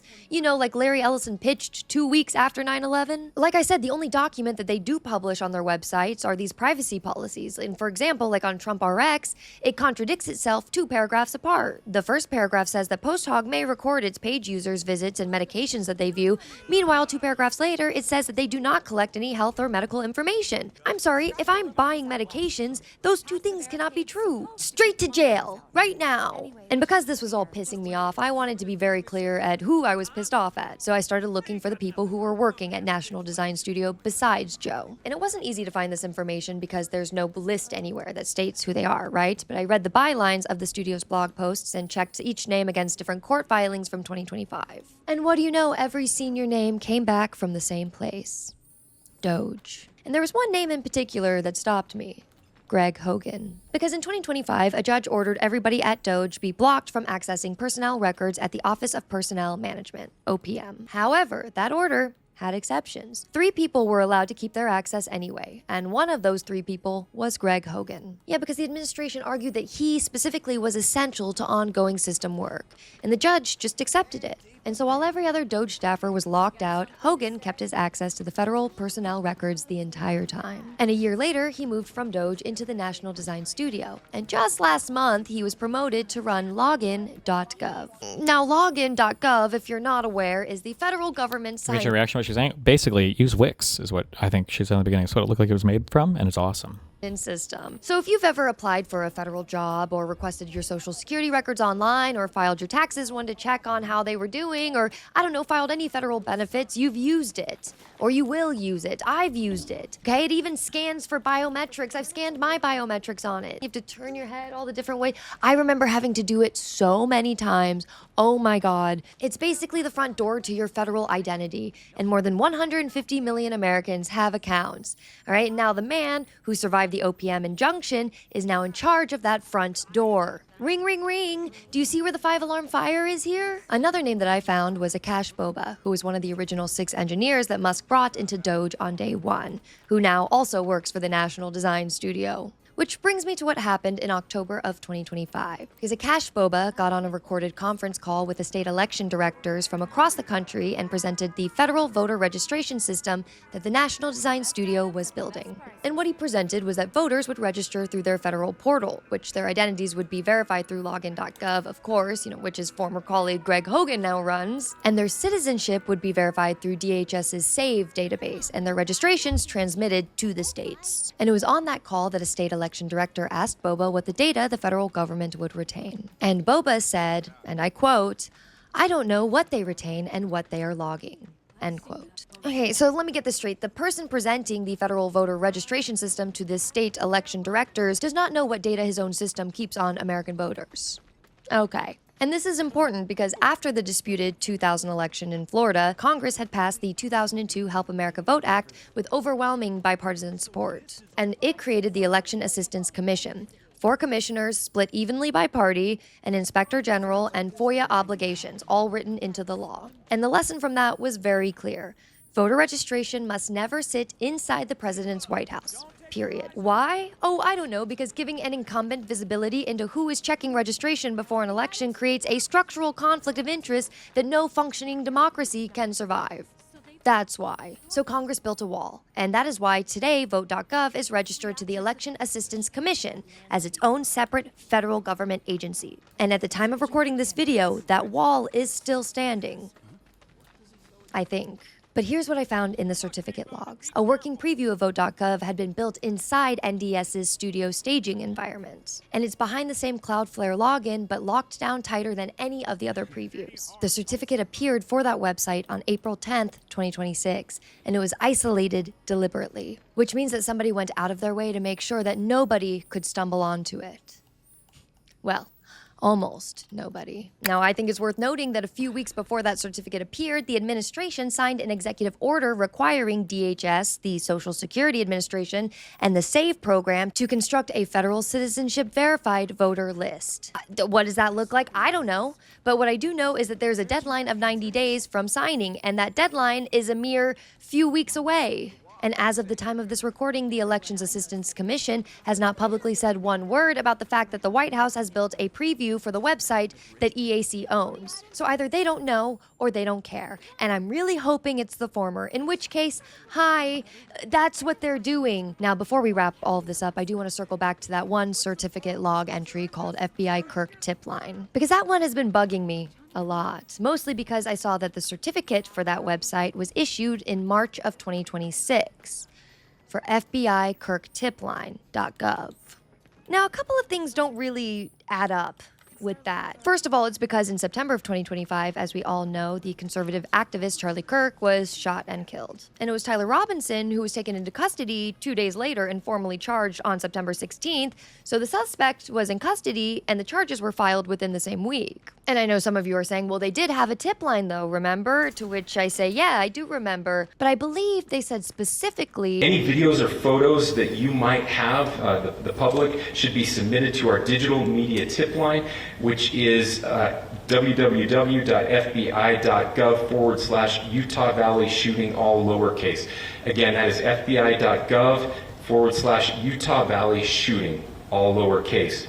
You can also provide general tips about the shooting by calling 1-800-CALL-FBI, that's 1-800-CALL-FBI, or at tips.fbi.gov. And so the question I'm left with is what this tip line was actually going to be used for 6 months after the investigation was closed. And what does that mean for everybody who called the other tip line?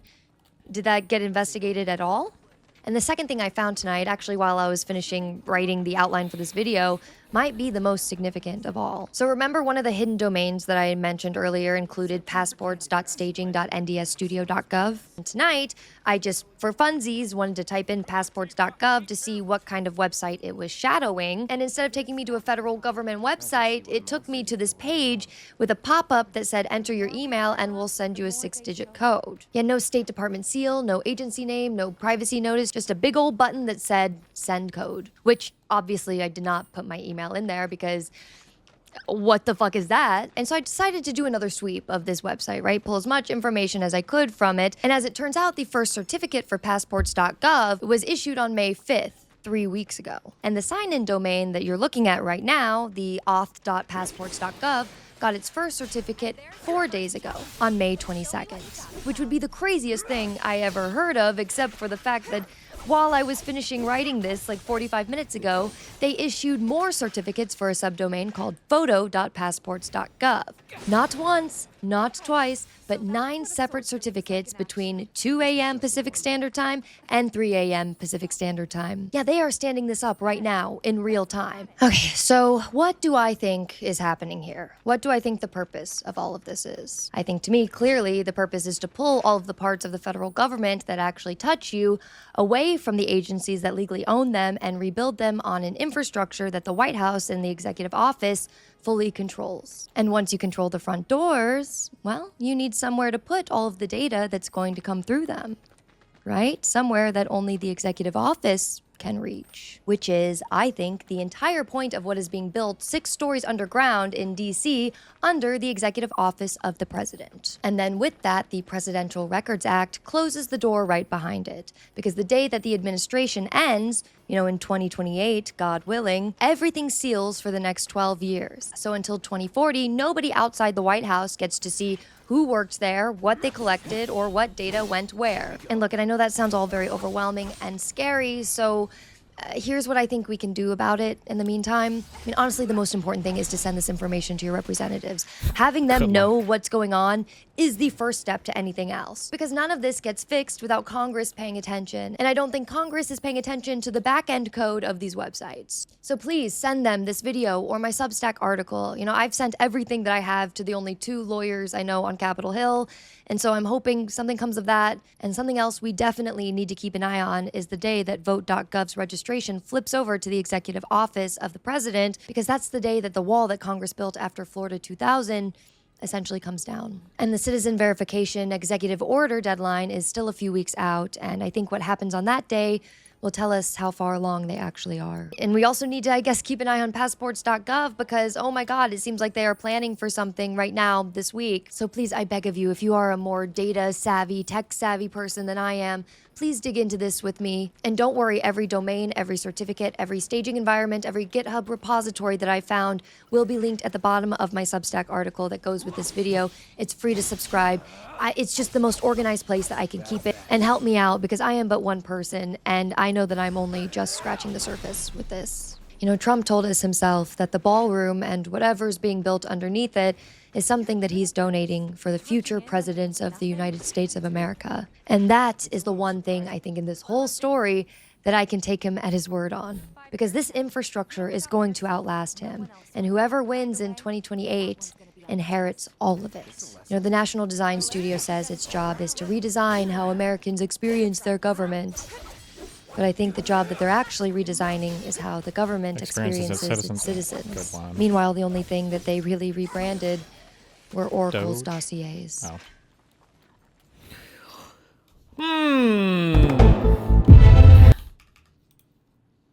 Okay. Basically, okay, lots of new websites with a lot of certificates, okay, that are going up. These certificates are no bueno, okay? They are like magical spells that let the government steal FEMA funds from blue states. Don't let them do it.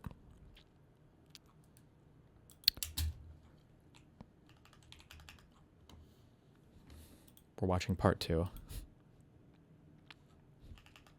Okay.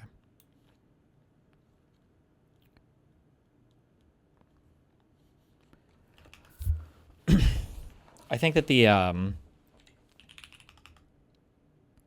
okay, one thing I keep stressing that I think we just don't really have the civics to understand this is you have your executive branch, you have your legislative branch, and then you have your Supreme Court, okay? In the executive branch, the way that the executive branch is organized is you have all of these different offices, okay? And then the president is tasked with officers that are generally confirmed by the Senate to run these different offices. So, for instance, you have the office of the White House. This is where your chief, I don't know if the head of the office is technically, I think it's the president, right?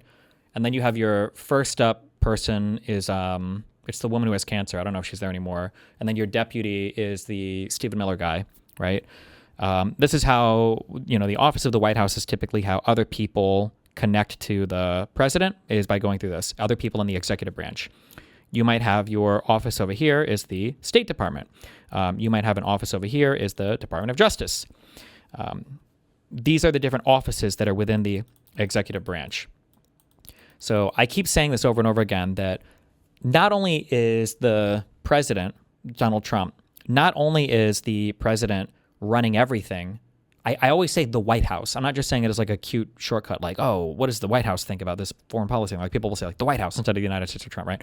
When I say the White House, the reason why I say explicitly the White House is because Trump has been pulling more power into the office of the White House, not just getting the executive branch to do shit without congressional approval, but getting the White House explicitly to do everything.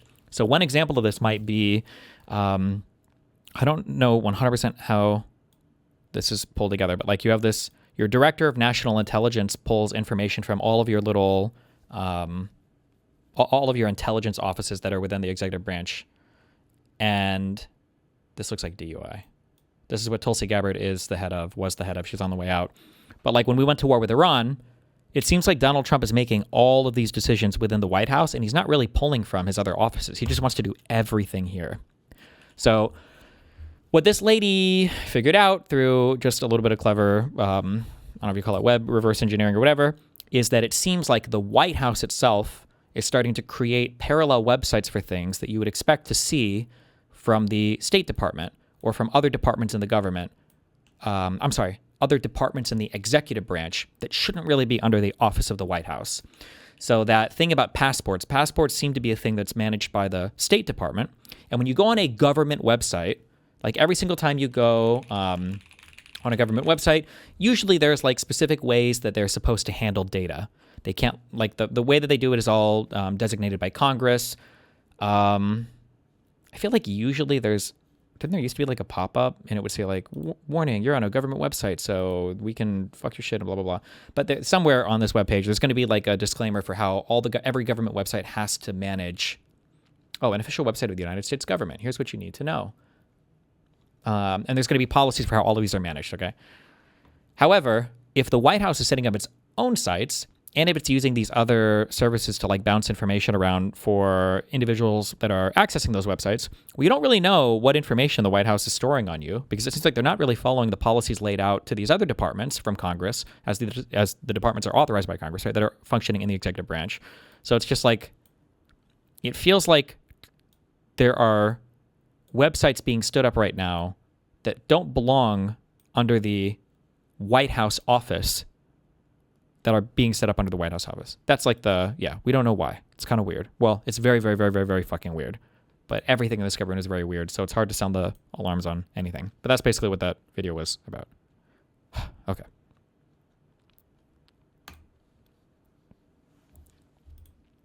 Is passports.gov an official authorized U.S. Department of State website?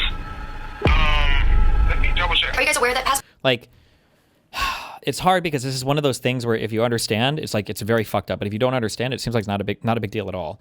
So passports are, my understanding based on her video, is passports are a thing that are done by the State Department. So why is there a passports.gov that's being managed by some subsidiary in the office of the White House? That doesn't make any sense. It's really, really, really, really, really weird. That shouldn't be happening.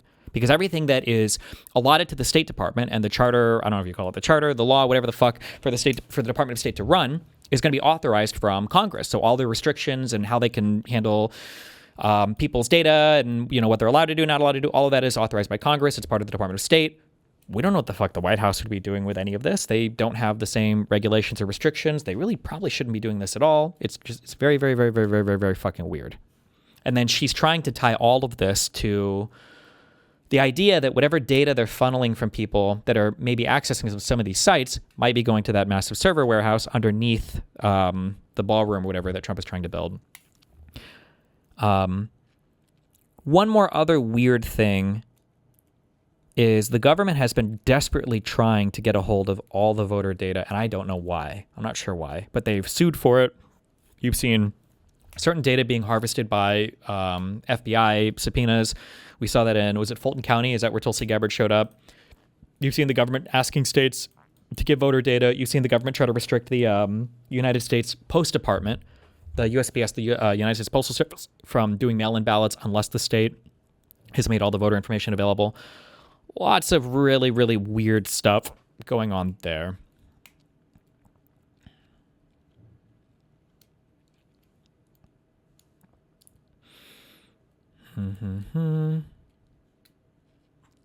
Yeah, and then, okay, so Lithics has come around. Good job. I realize why people don't I always complain when people do journalistic videos. Like, it feels like you really don't know anything about their process. But looking at her go through her process, it seems like the two reactions are either, this is way too tech heavy and I don't understand it, or it's a bunch of people in chat that understand it who are literally actualing every single fucking point she brings up, which is, I don't know if anybody in chat that was bringing up any actuallys, if it actually contradicts anything that she said. So, Jesus fuck. Okay.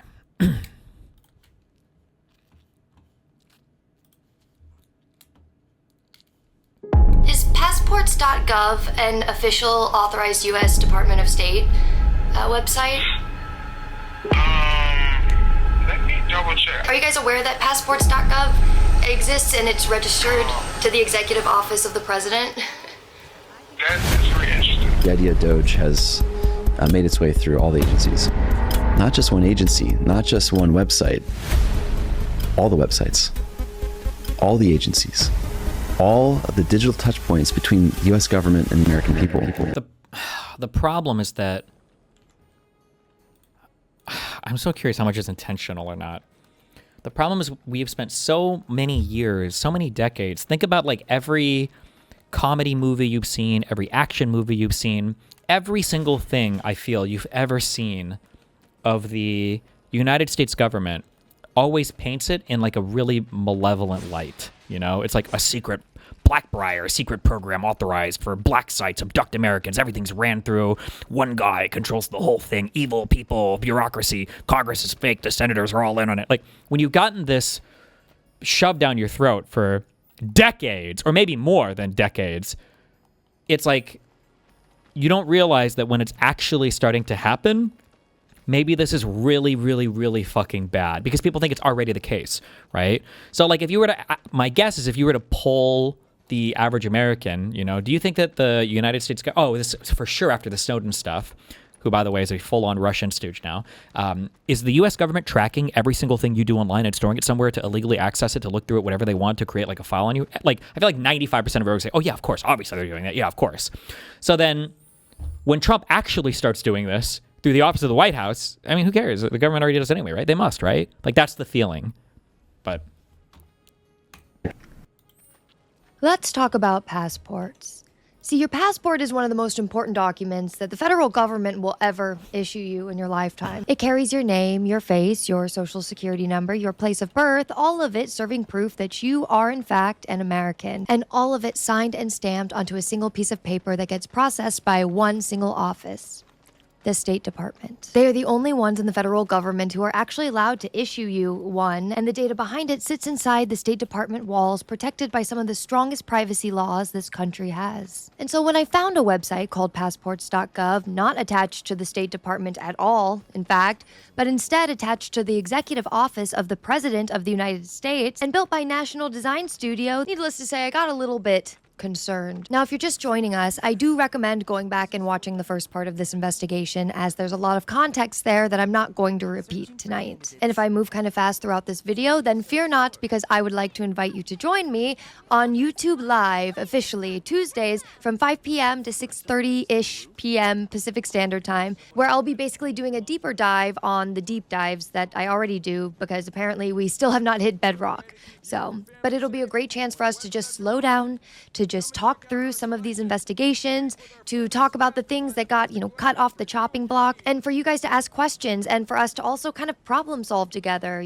talk about things that we can do to better protect ourselves in the surveillance apparatus that's being built around us. Anyways, I'm really excited. I think it's going to be so good, so healthy to have these kinds of discussions, and I look forward to seeing you there. Tuesdays, 5 p.m. to 6:30 p.m. Pacific Standard Time. Wow. So if you didn't watch part one, the long and the short of it is this.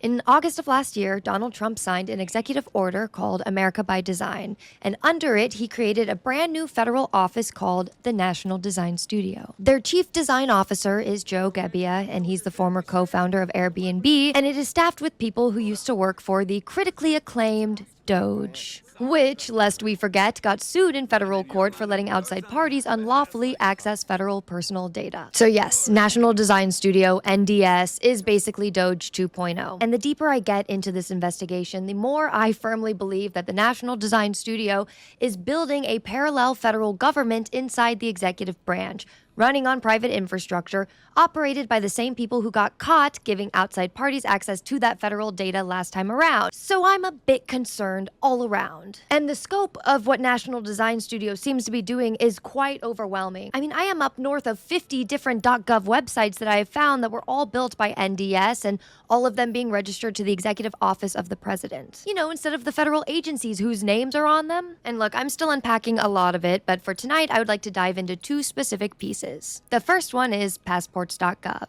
And the second is its sidekick, a federal website called login.gov, which is a system that the federal government uses that basically verifies who you say you are. In fact, login.gov got a pretty concerning feature over the last 60 days, and it's that feature that lets outside systems verify Americans without actually letting those Americans even be in the same room. And believe you me, we are going to unpack all of that very soon. But once you understand passports.gov and login.gov together, I think you can start to see what they're being built to do, and just as importantly, you can see when they're going to do them. And that when is a little sooner than you may think, because this summer is Freedom 250. And that's the White House's name for America's 250th birthday on July 4th, 2026.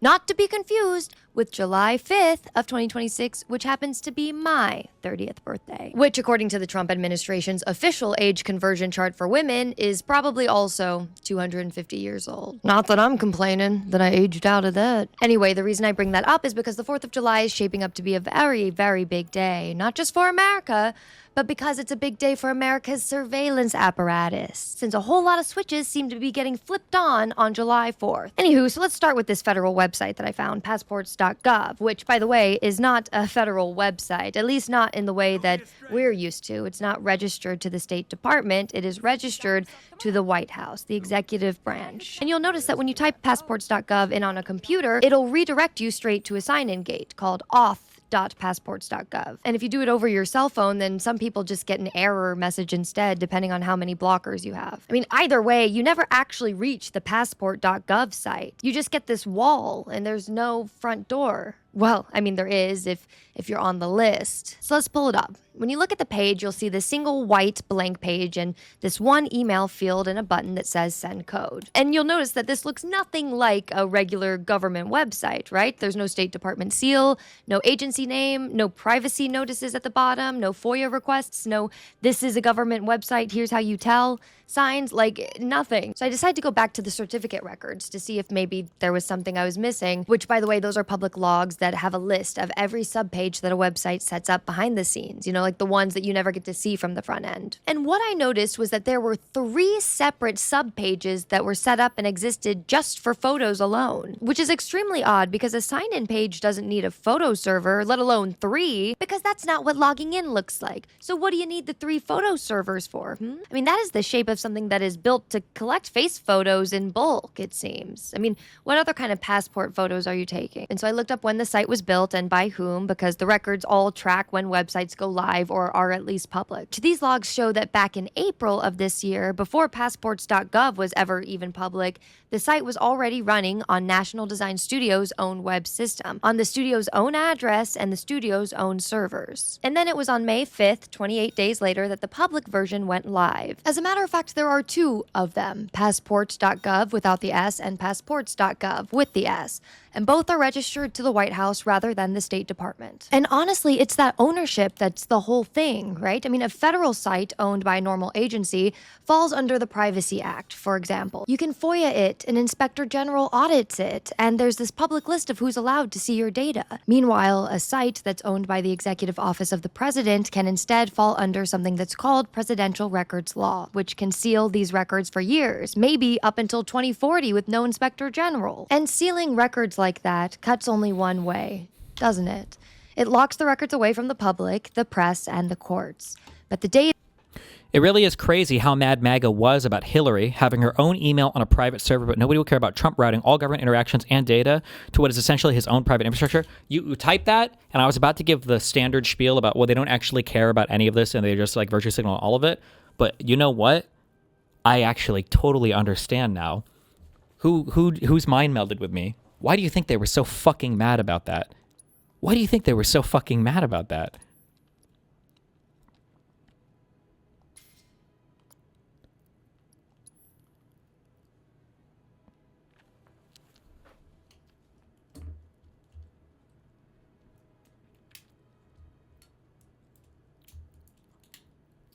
People are saying they didn't think of it first. People have done this for a while.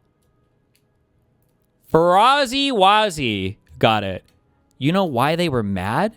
It's because when the Russian GRU op, Guccifer, hacked the DNC servers, for whatever reason, I don't know if Hillary's people just had better data practices or whatever, they never got into Hillary's email server. And I bet that's the thing that they were the most fucking ass-pained about. Hillary's email server never got hacked.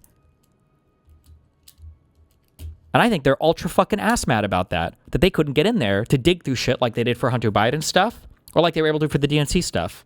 I bet that's why they were fucking ass pained about it, because they never actually got in. That's why Trump was fucking begging, if you find Russia the 30,000 emails, you'll be greatly rewarded. That's why they were so fucking ass pained about it, I bet. Weren't the WikiLeaks her emails? No. I believe the WikiLeaks, all of that came from like that was like the Podesta stuff and the DNC stuff. Now, there were emails from Hillary, but those emails came from her own email server, not from the State Department one. And they were like, where the fuck is this bitch sending emails from? God damn it! Where are her emails coming from? Why can't we see them? And that's what they were super ass-pained about.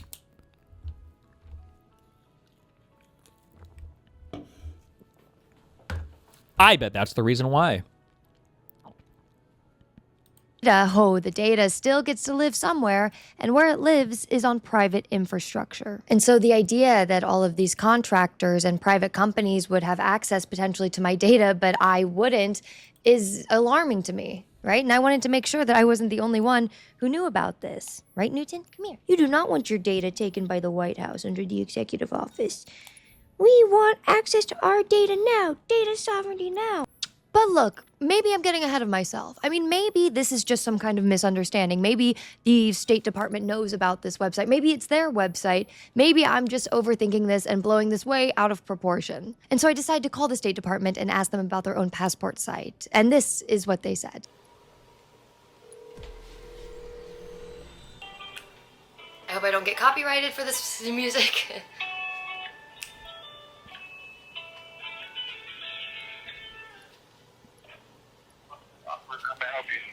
Hi, I am calling because I just wanted to ask, I'm trying to renew my passport. Is passports.gov an official authorized U.S. Department of State website? Let me double check. I don't believe so. Let me just, bear with me just a moment. Yeah, of course, take your time. I don't believe so. No, ma'am, you do everything through state.gov. That's very fucking weird, right? I don't know how I could make any analogies, but that's incredibly fucking weird that there would be a .gov domain site, right? Because that TLD, that top-level domain is a .gov. That is a government website, I believe. I don't know how they do it, but only the U.S. government should be able to register sites to that TLD. So the idea that there's one called passports.gov that shouldn't have anything to do with your passport because that's all run through the state.gov department or whatever is not. That's weird. That's very, very, very weird.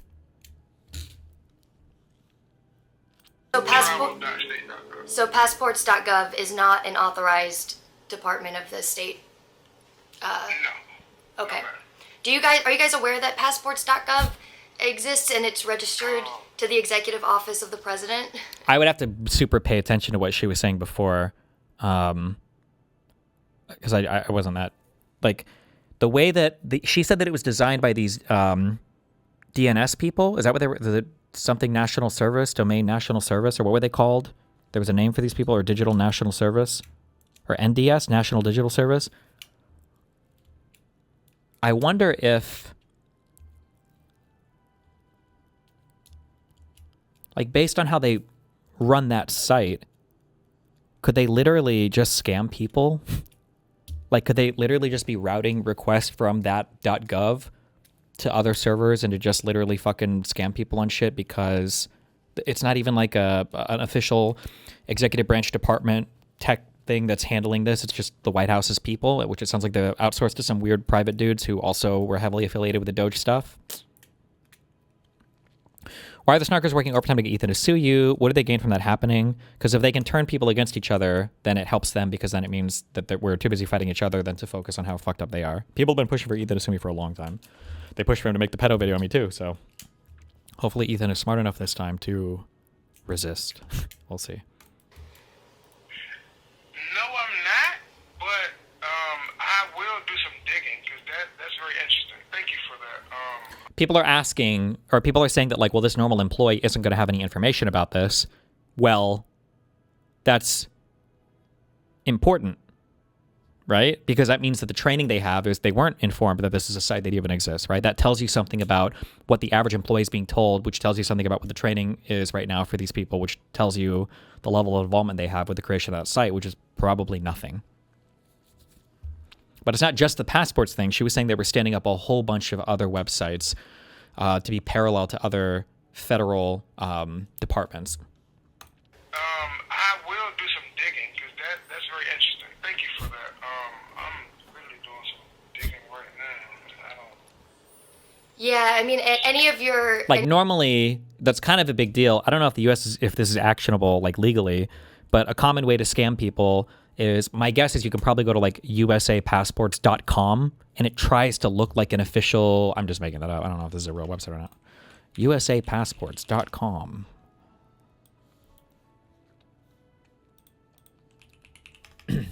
So like if you were to accidentally type this in and go here, then you might think that like, oh, this must be like where I go to get a passport from the United States of America. But like, this isn't the actual passport site, and people could scam you. Oftentimes these sites will charge way more. There could be like, I mean, it could just be like a straight scam site where it's collecting your information and not giving you a real product at all. But one of the ways that you know is that it's a .com instead of like a .gov. But if it's a passports.gov, that's like very, very, very weird. Anybody that you can let know too within the department to help dig around in that would be great, because yeah, we should definitely have like a federal register notice if not. Yes, ma'am. You are correct. Okay. Awesome. Well, thank you. I appreciate your help. What was your name? Okay, awesome. Well, thank you. Really? People can name me that? Have a good rest of your day. That's crazy. Bye-bye. Wait, do we know .gov sites are the only? Guess, that's only government shit. Like only the United States government can do that, right? I believe only the U.S. federal government. I think. Yeah. Why? You can only U.S. federal gov do .gov, because that is insane. What? That they would have passports.gov, but it's not like handled by the Department of Homeland State. Security or whatever. Yeah. Yes, Department Yeah. of State. Sorry. Yeah. It's one might say it's kind of weird. Is open to all legitimate U.S.-based government organizations. Mhm. This includes state governments, local, U.S. territories, federally recognized Native American sovereign nations, etc. Pretty weird. It's news to them. This is really fucking concerning, guys. This is really concerning. Yeah, so the State Department does not claim this website. And we need to sit with what that means for a second here. Because what do you mean? What? There are only 50 Little Buddy plushies left. Damn! If you want a Little Buddy to buy today, because they're going to sell out and they won't be back for at least a year. Jesus. And it'll probably be a different type one. So, Wow.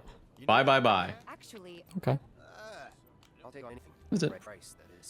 The one office in the entire government that is legally allowed to issue you a passport just told me on the phone that that site is not theirs, and they sounded like they didn't even know it existed. Honestly, I think a lot of these agencies have no idea that this is happening to them, which is exactly why this whole week I've been spending time calling every other duplicate site's federal agency Tattletale. to ask them the same question, and everybody's coming up Do you have blank an ad running in the background as of this? right now. And at that, What? No, it's my game. Shh.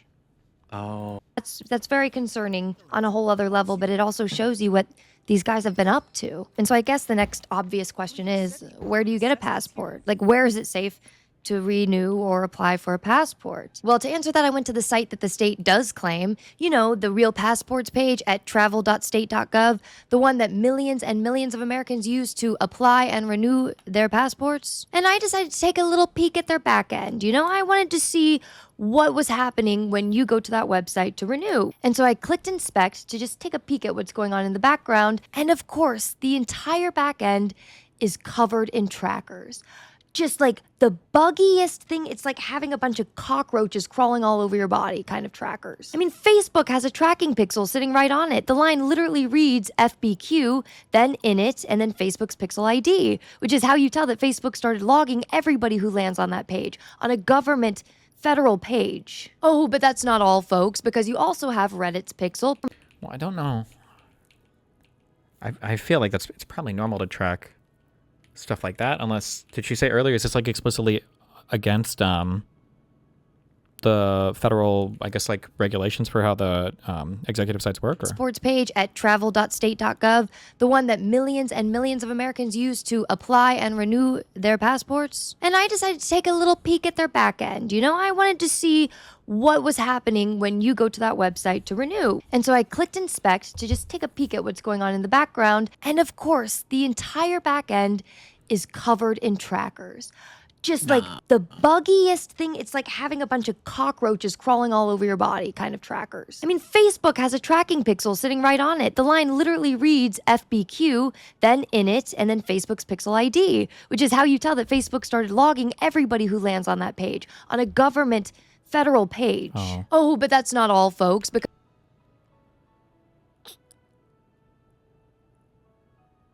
Is it possible that these are like being brought in by like her own browser history, maybe? Everything possible.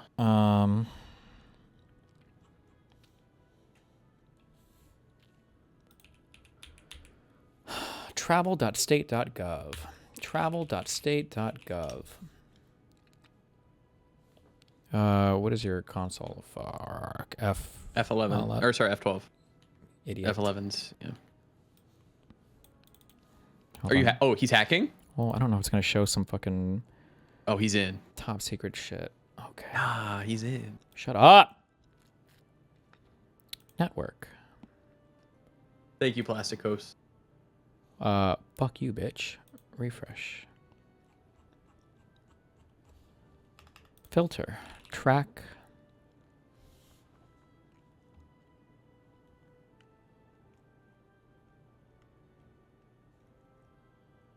I don't think there's anything here that matters, right? There's not gonna be like a unique ID or anything, right? No, man. Show us.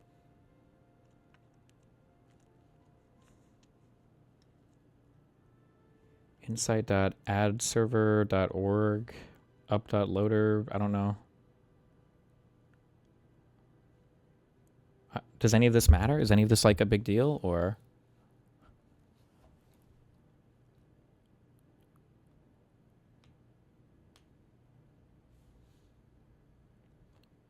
Scroll the page?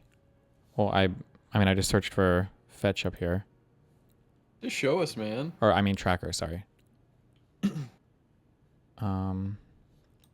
buggiest thing. It's like She's showing it. Your mom's showing it.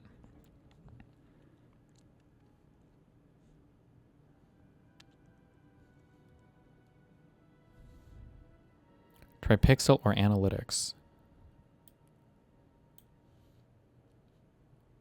I'm in. DM Lauren Southern. Ask her. Can we play Arc Raiders? Shut up. I don't think...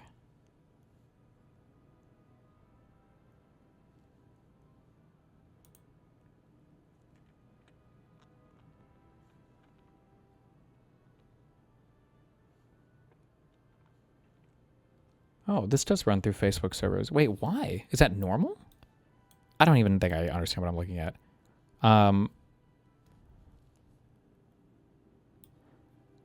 This is a script that when I load this page, it's letting Facebook know that I've connected to this page, basically, right? It's just like letting Facebook log the fact that my browser has made this request. Why would that be here? No? Is that normal? Maybe, does it do this on every single page ever, or?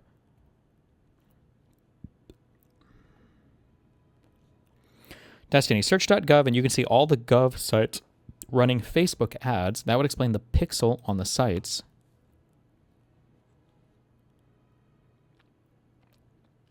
Oh, well, there's a Facebook thing down here.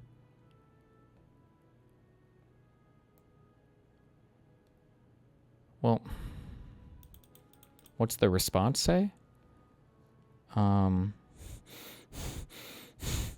don't fucking know, bro.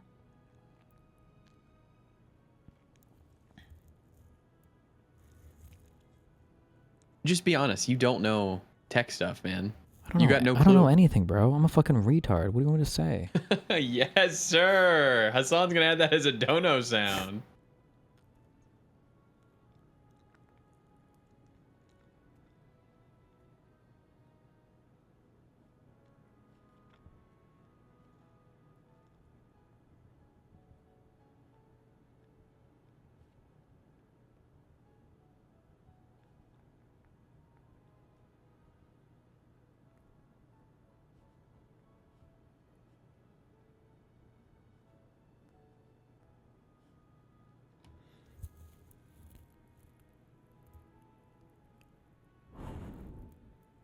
Why, maybe it's just because these buttons are down here, but I don't know why that would force you to pull from those. I have no idea.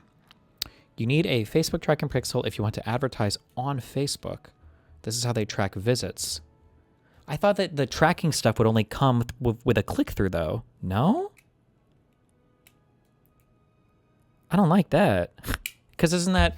You're basically telling me that this would be every single site on the internet that advertises with Facebook would also have a Facebook tracking pixel on it so that it could tell if you saw an ad on Facebook and then later on visited it without a click-through.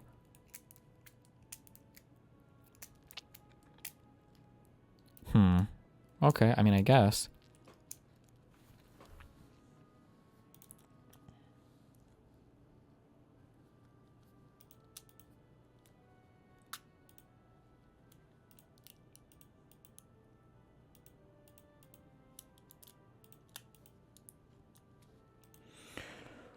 Ooh.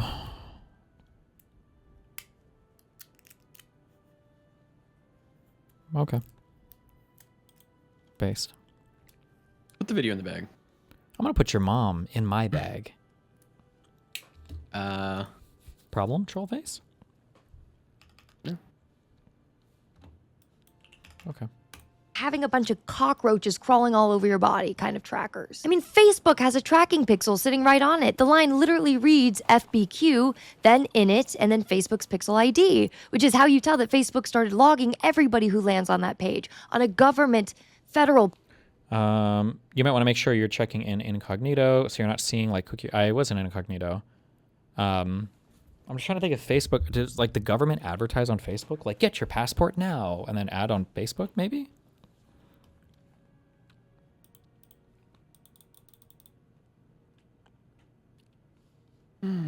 Page. Oh, but that's not all, folks, because you also have Reddit's Pixel, Pinterest, StackAdapt, Amazon's ad system, Google's own marketing, and then you have the Trade Desk, which, if you don't know, is one of the biggest ad platforms on Earth, and its whole job is to build a profile on you, link your browsing across every device you own, and advertisers then can follow you around the internet. And I'm sorry, but are you kidding me? With this, like, this isn't a clothing store that is trying to sell you some shoes online. It's not a podcast selling mattresses. This is the page where millions of Americans go to get the single most sensitive document that the government issues. And somebody wired it to phone home to Facebook. I know that the government is allowed. Okay, wait, hold on real quick. If I want to 100% this game, I should basically just like try to finish the easy mode as quickly as possible and then go for the 100% on hard, right? Because there's no point in doing it here. You are not 100% this I can 100% anything, bro. I'm a fucking... I know you can. I'm a professional your editors gamer. Are gonna kill themselves. I don't care. Look at him. He's, I'm oh my a God, pro Brian. gamer. I'm a gamer. What? Say it. They have a family, and you don't care, man. You don't give a shit.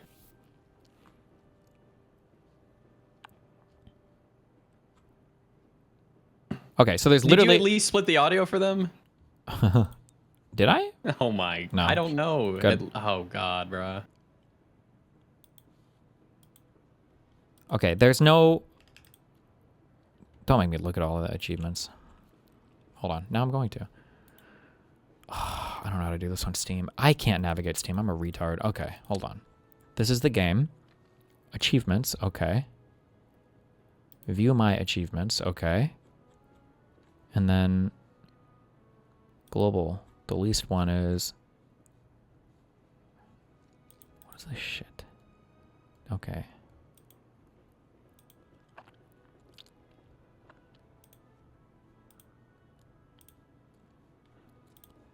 Okay, nothing is going to be here for easy. I should just beat it, and then I could redo the... And then when I'm on hard, I should do it. Okay. Okay. To use analytics. Okay, it makes sense. Of course it is. It needs to know which of its pages are broken and where... Wait.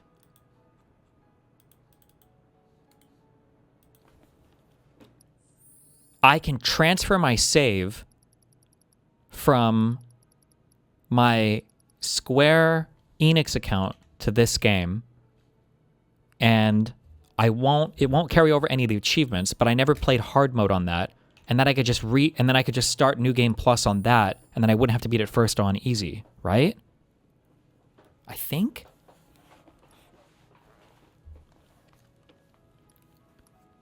Oh my God.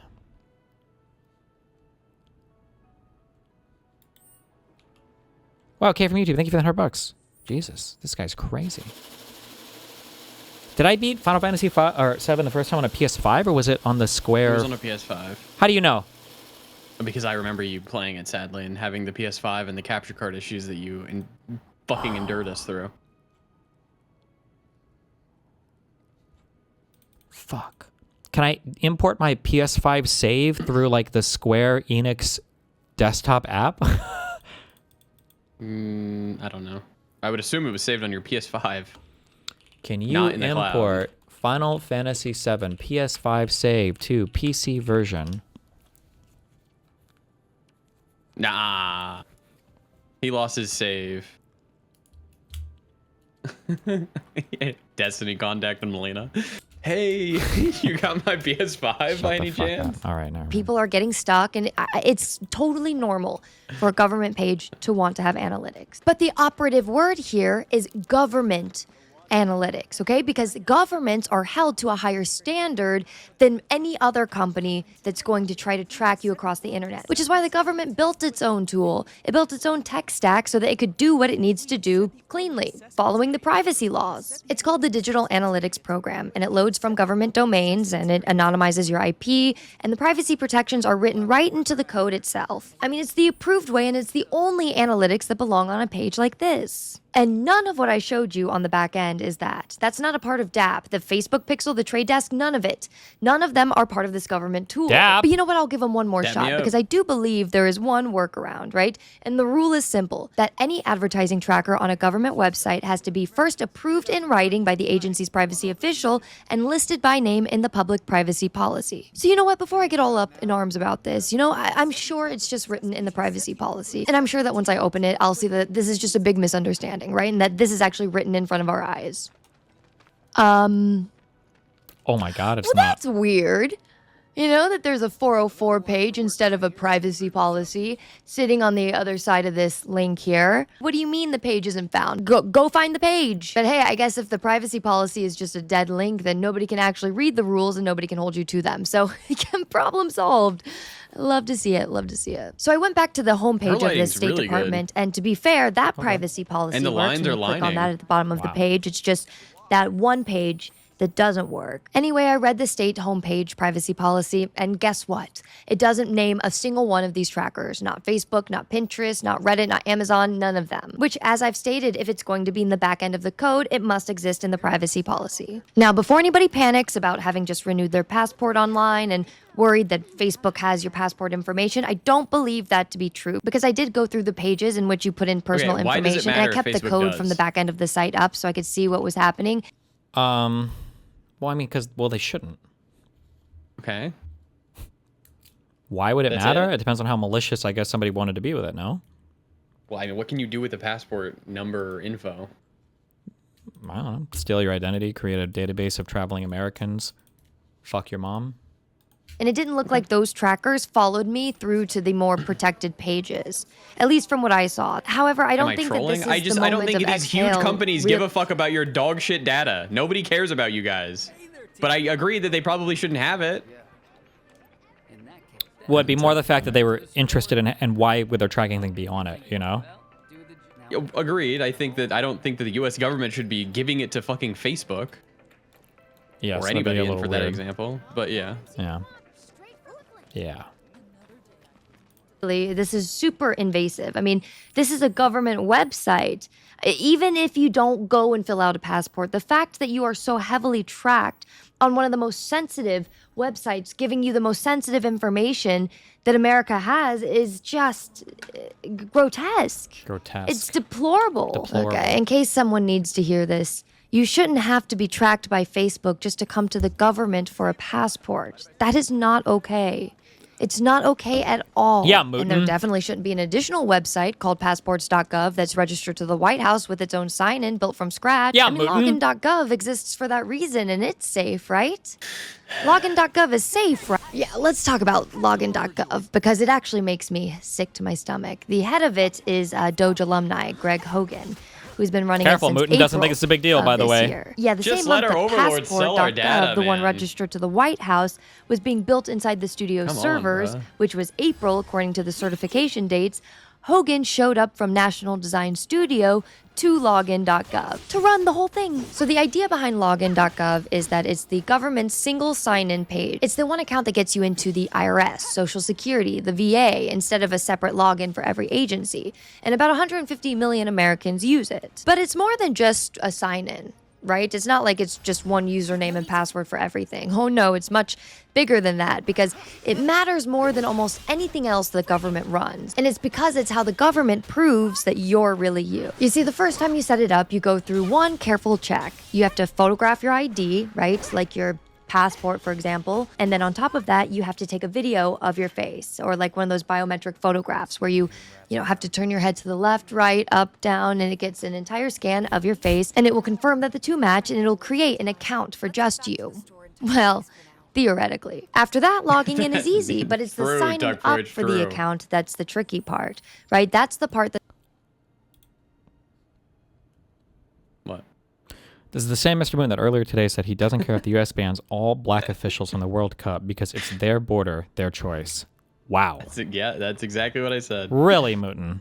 That's exactly. I said, if they don't want to let black people in, that's A-okay. That's something I would say. Exactly. 1-to-1. That is perfectly what I said.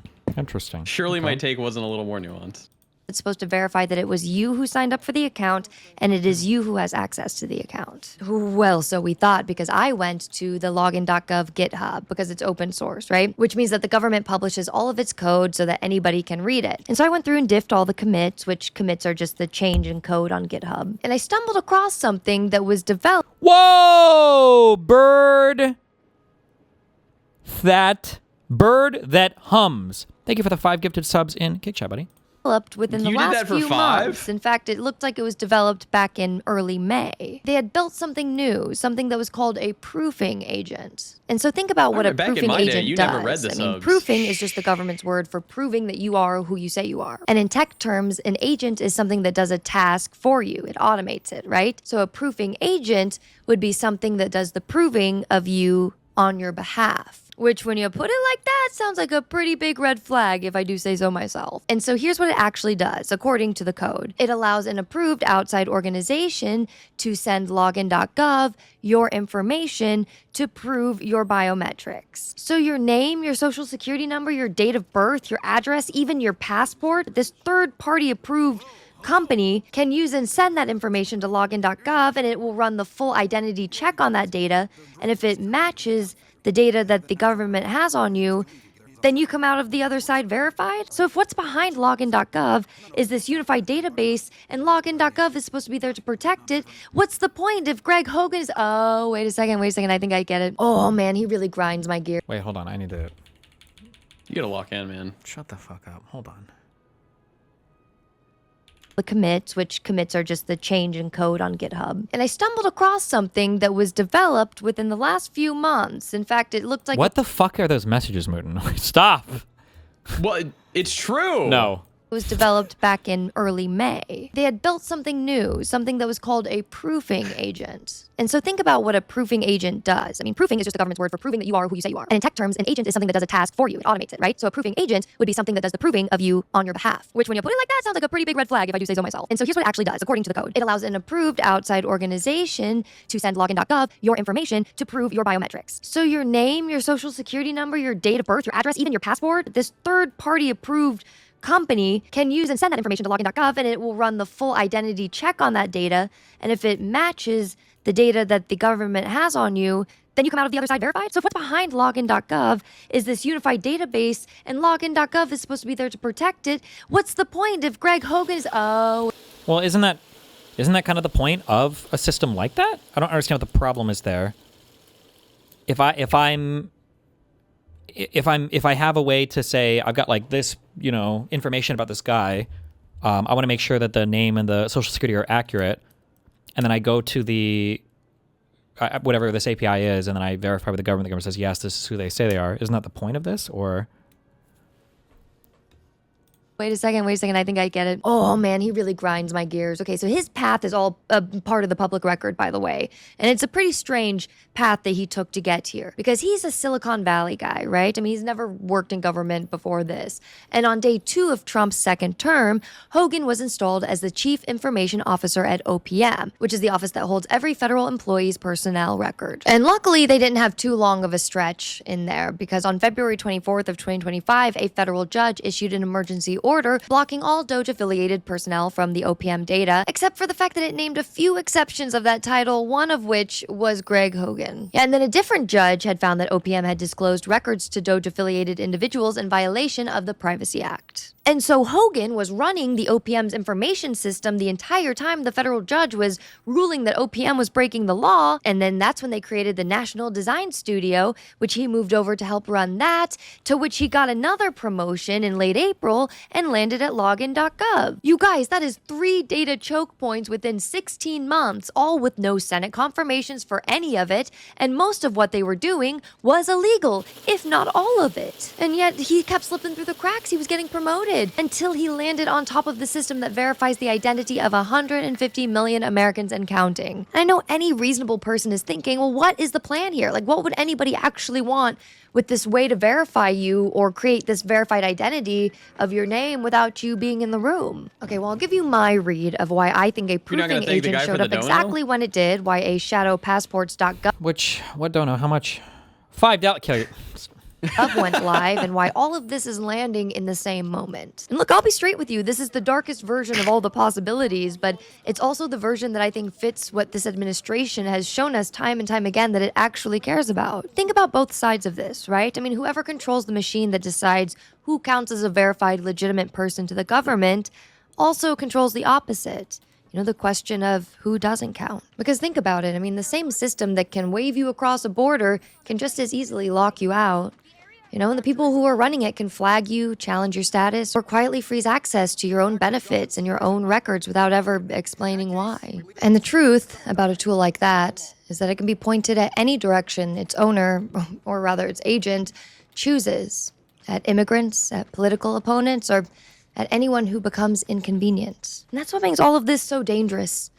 You know, it's not just your data. It's a loaded gun. And right now, the only thing standing between you and the wrong end of that gun is the trust in the people who are holding it. And speaking of people you don't trust holding explosives, I think it's time we circle back to the July 4th date. True. Okay, Freedom 250, America's 250th birthday, because a lot gets shipped that day. Let's start with National Design Studio, right? Because it sets the clock. The executive order that created it, America by Design, in August of 2025, puts the date in writing. The studio has to show its first results by July 4th of 2026. Oddly specific, but okay. So the office that's been standing up dozens and dozens of these sites to the executive branch has a hard deadline, and it's the morning of America's 250th birthday. All right. Okay. Sure. And speaking of websites that were created by the National Design Studio, this is also the same day that Trump accounts open. For those of you who haven't heard of it, it's an investment account for your kids. It's basically an IRA for newborns, because you know how Trump ran on the platform that newborns should retire early? And it sounds really great, right? Like you get $3,000 to open the account and it's going to be the savings for your kids and it's going to get matched by the market or whatever. But in order to open one and get that $3,000, the government is asking for not only the child's name, but also date of birth, the parent's name, their date of birth, whether or not they're married or divorced, or what their address is, what their foreign address is, if that's applicable, you know, their social security numbers. And the timing here is double interesting on the front and the back half of this, because in order to qualify for the pilot program, the child has to be born after December 31st, 2024, so January 1st, 2025, and before... Oh my God, why didn't I see this? This is so cringe. They had to be born after December 31st, 2024 and before January 1st, 2029. Was that? Oh, so it's only during his term? Yeah, what the fuck? That's so cringe. Did anybody talk about this? Maybe I just missed it. Oh my God. Fucking losers, dude.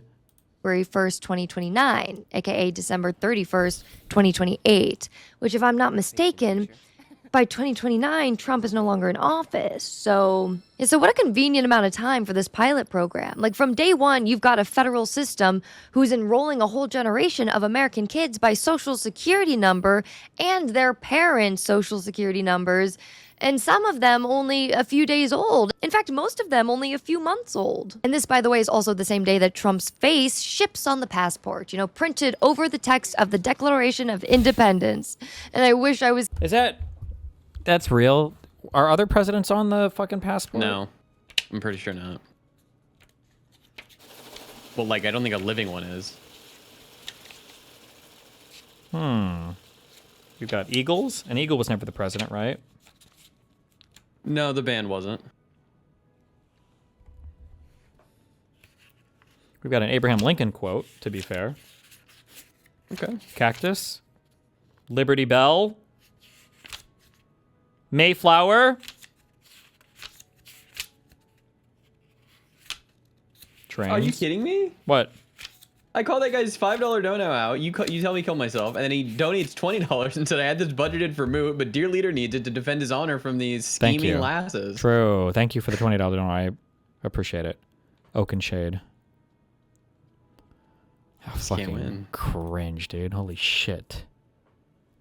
Are you gonna get the Trump passport? When does your passport run out? I don't know, but I'll never get a fucking... I just won't leave the country. Fuck that. That's disgusting. Oh, it expires in 2031.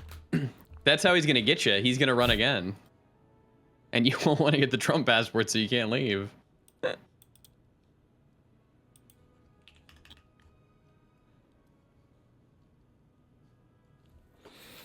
Jesus.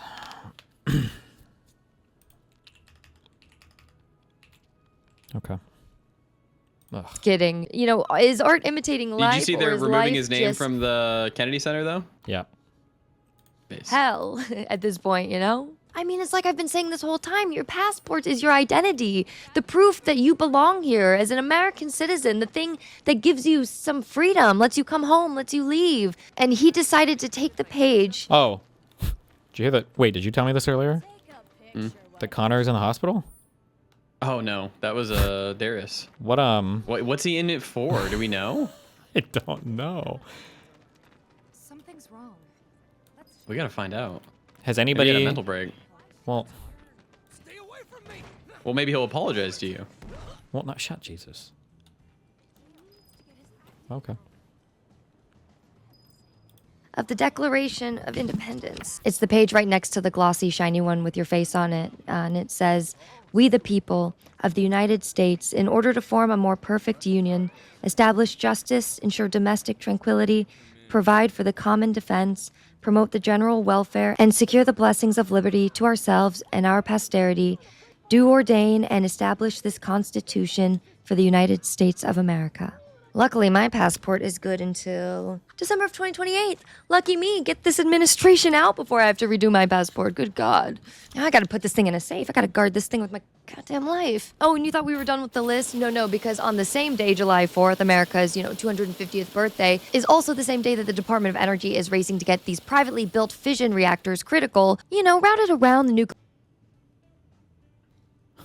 Could you imagine if, Could you imagine if, somebody called, a SWAT or something crazy on Connor pretending to be a DGGer to get him, 72-hour committed, and he, comes out thinking that, DGG is after him? Oh, my God. It's possible. Jesus Christ.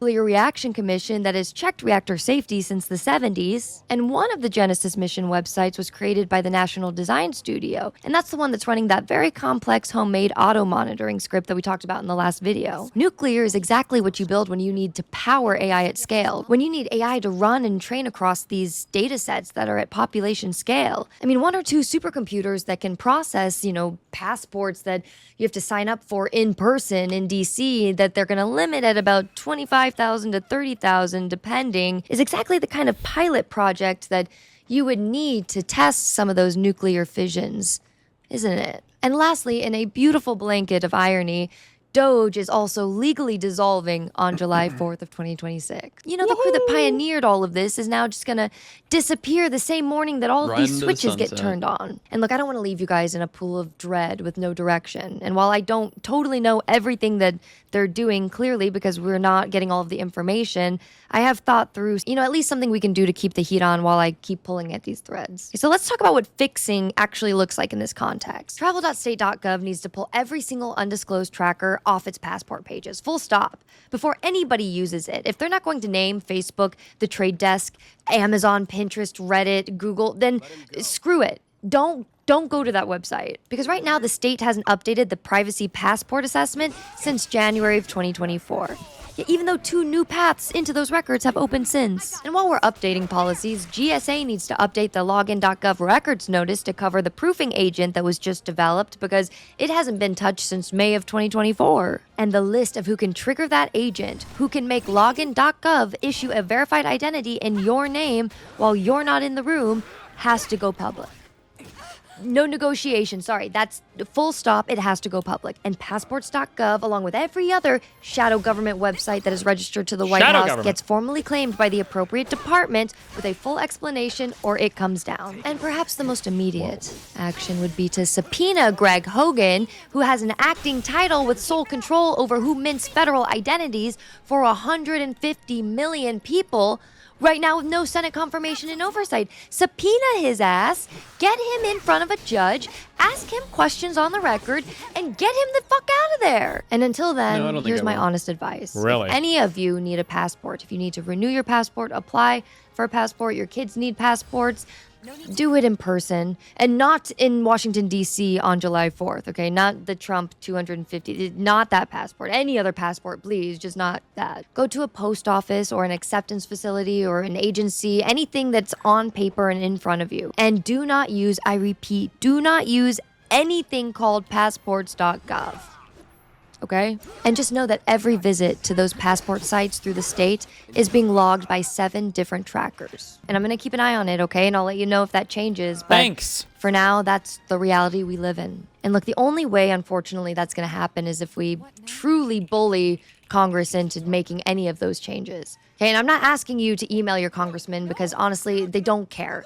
Right? They don't care what the Dre dossier says if you send them my video. Like, that's just the unfortunate truth. I am an independent reporter, and that means nothing to them. I am not institutional pressure. They always bend to institutional pressure. And so push this video to other journalists, you know, at the Post. Make the New York Times run it. So bully those journalists into writing about this so that it can force Congress to not look away. And if you're a reporter watching this, then you know what you need to do. You know, you don't have to agree with everything I just found. Just report on this. Okay, not to poison everything she's saying, but does she sound a little bit, just a tad like Anna? No. Okay. And I'm a huge Anna fan. Okay. You know, independently, go do a deep dive, pull on these threads before July 4th, I beg of you. No, because she if does, you actually. don't, and we all stay quiet, and if nobody names what's being built right now in the open on the White House servers pointed at the identity of Americans, then the first person this gun gets used on is us. And as President Lincoln says on the first page of your passport, That's my passport! And that government of the people, by the people, for the people, shall not perish from the earth. That's what you think.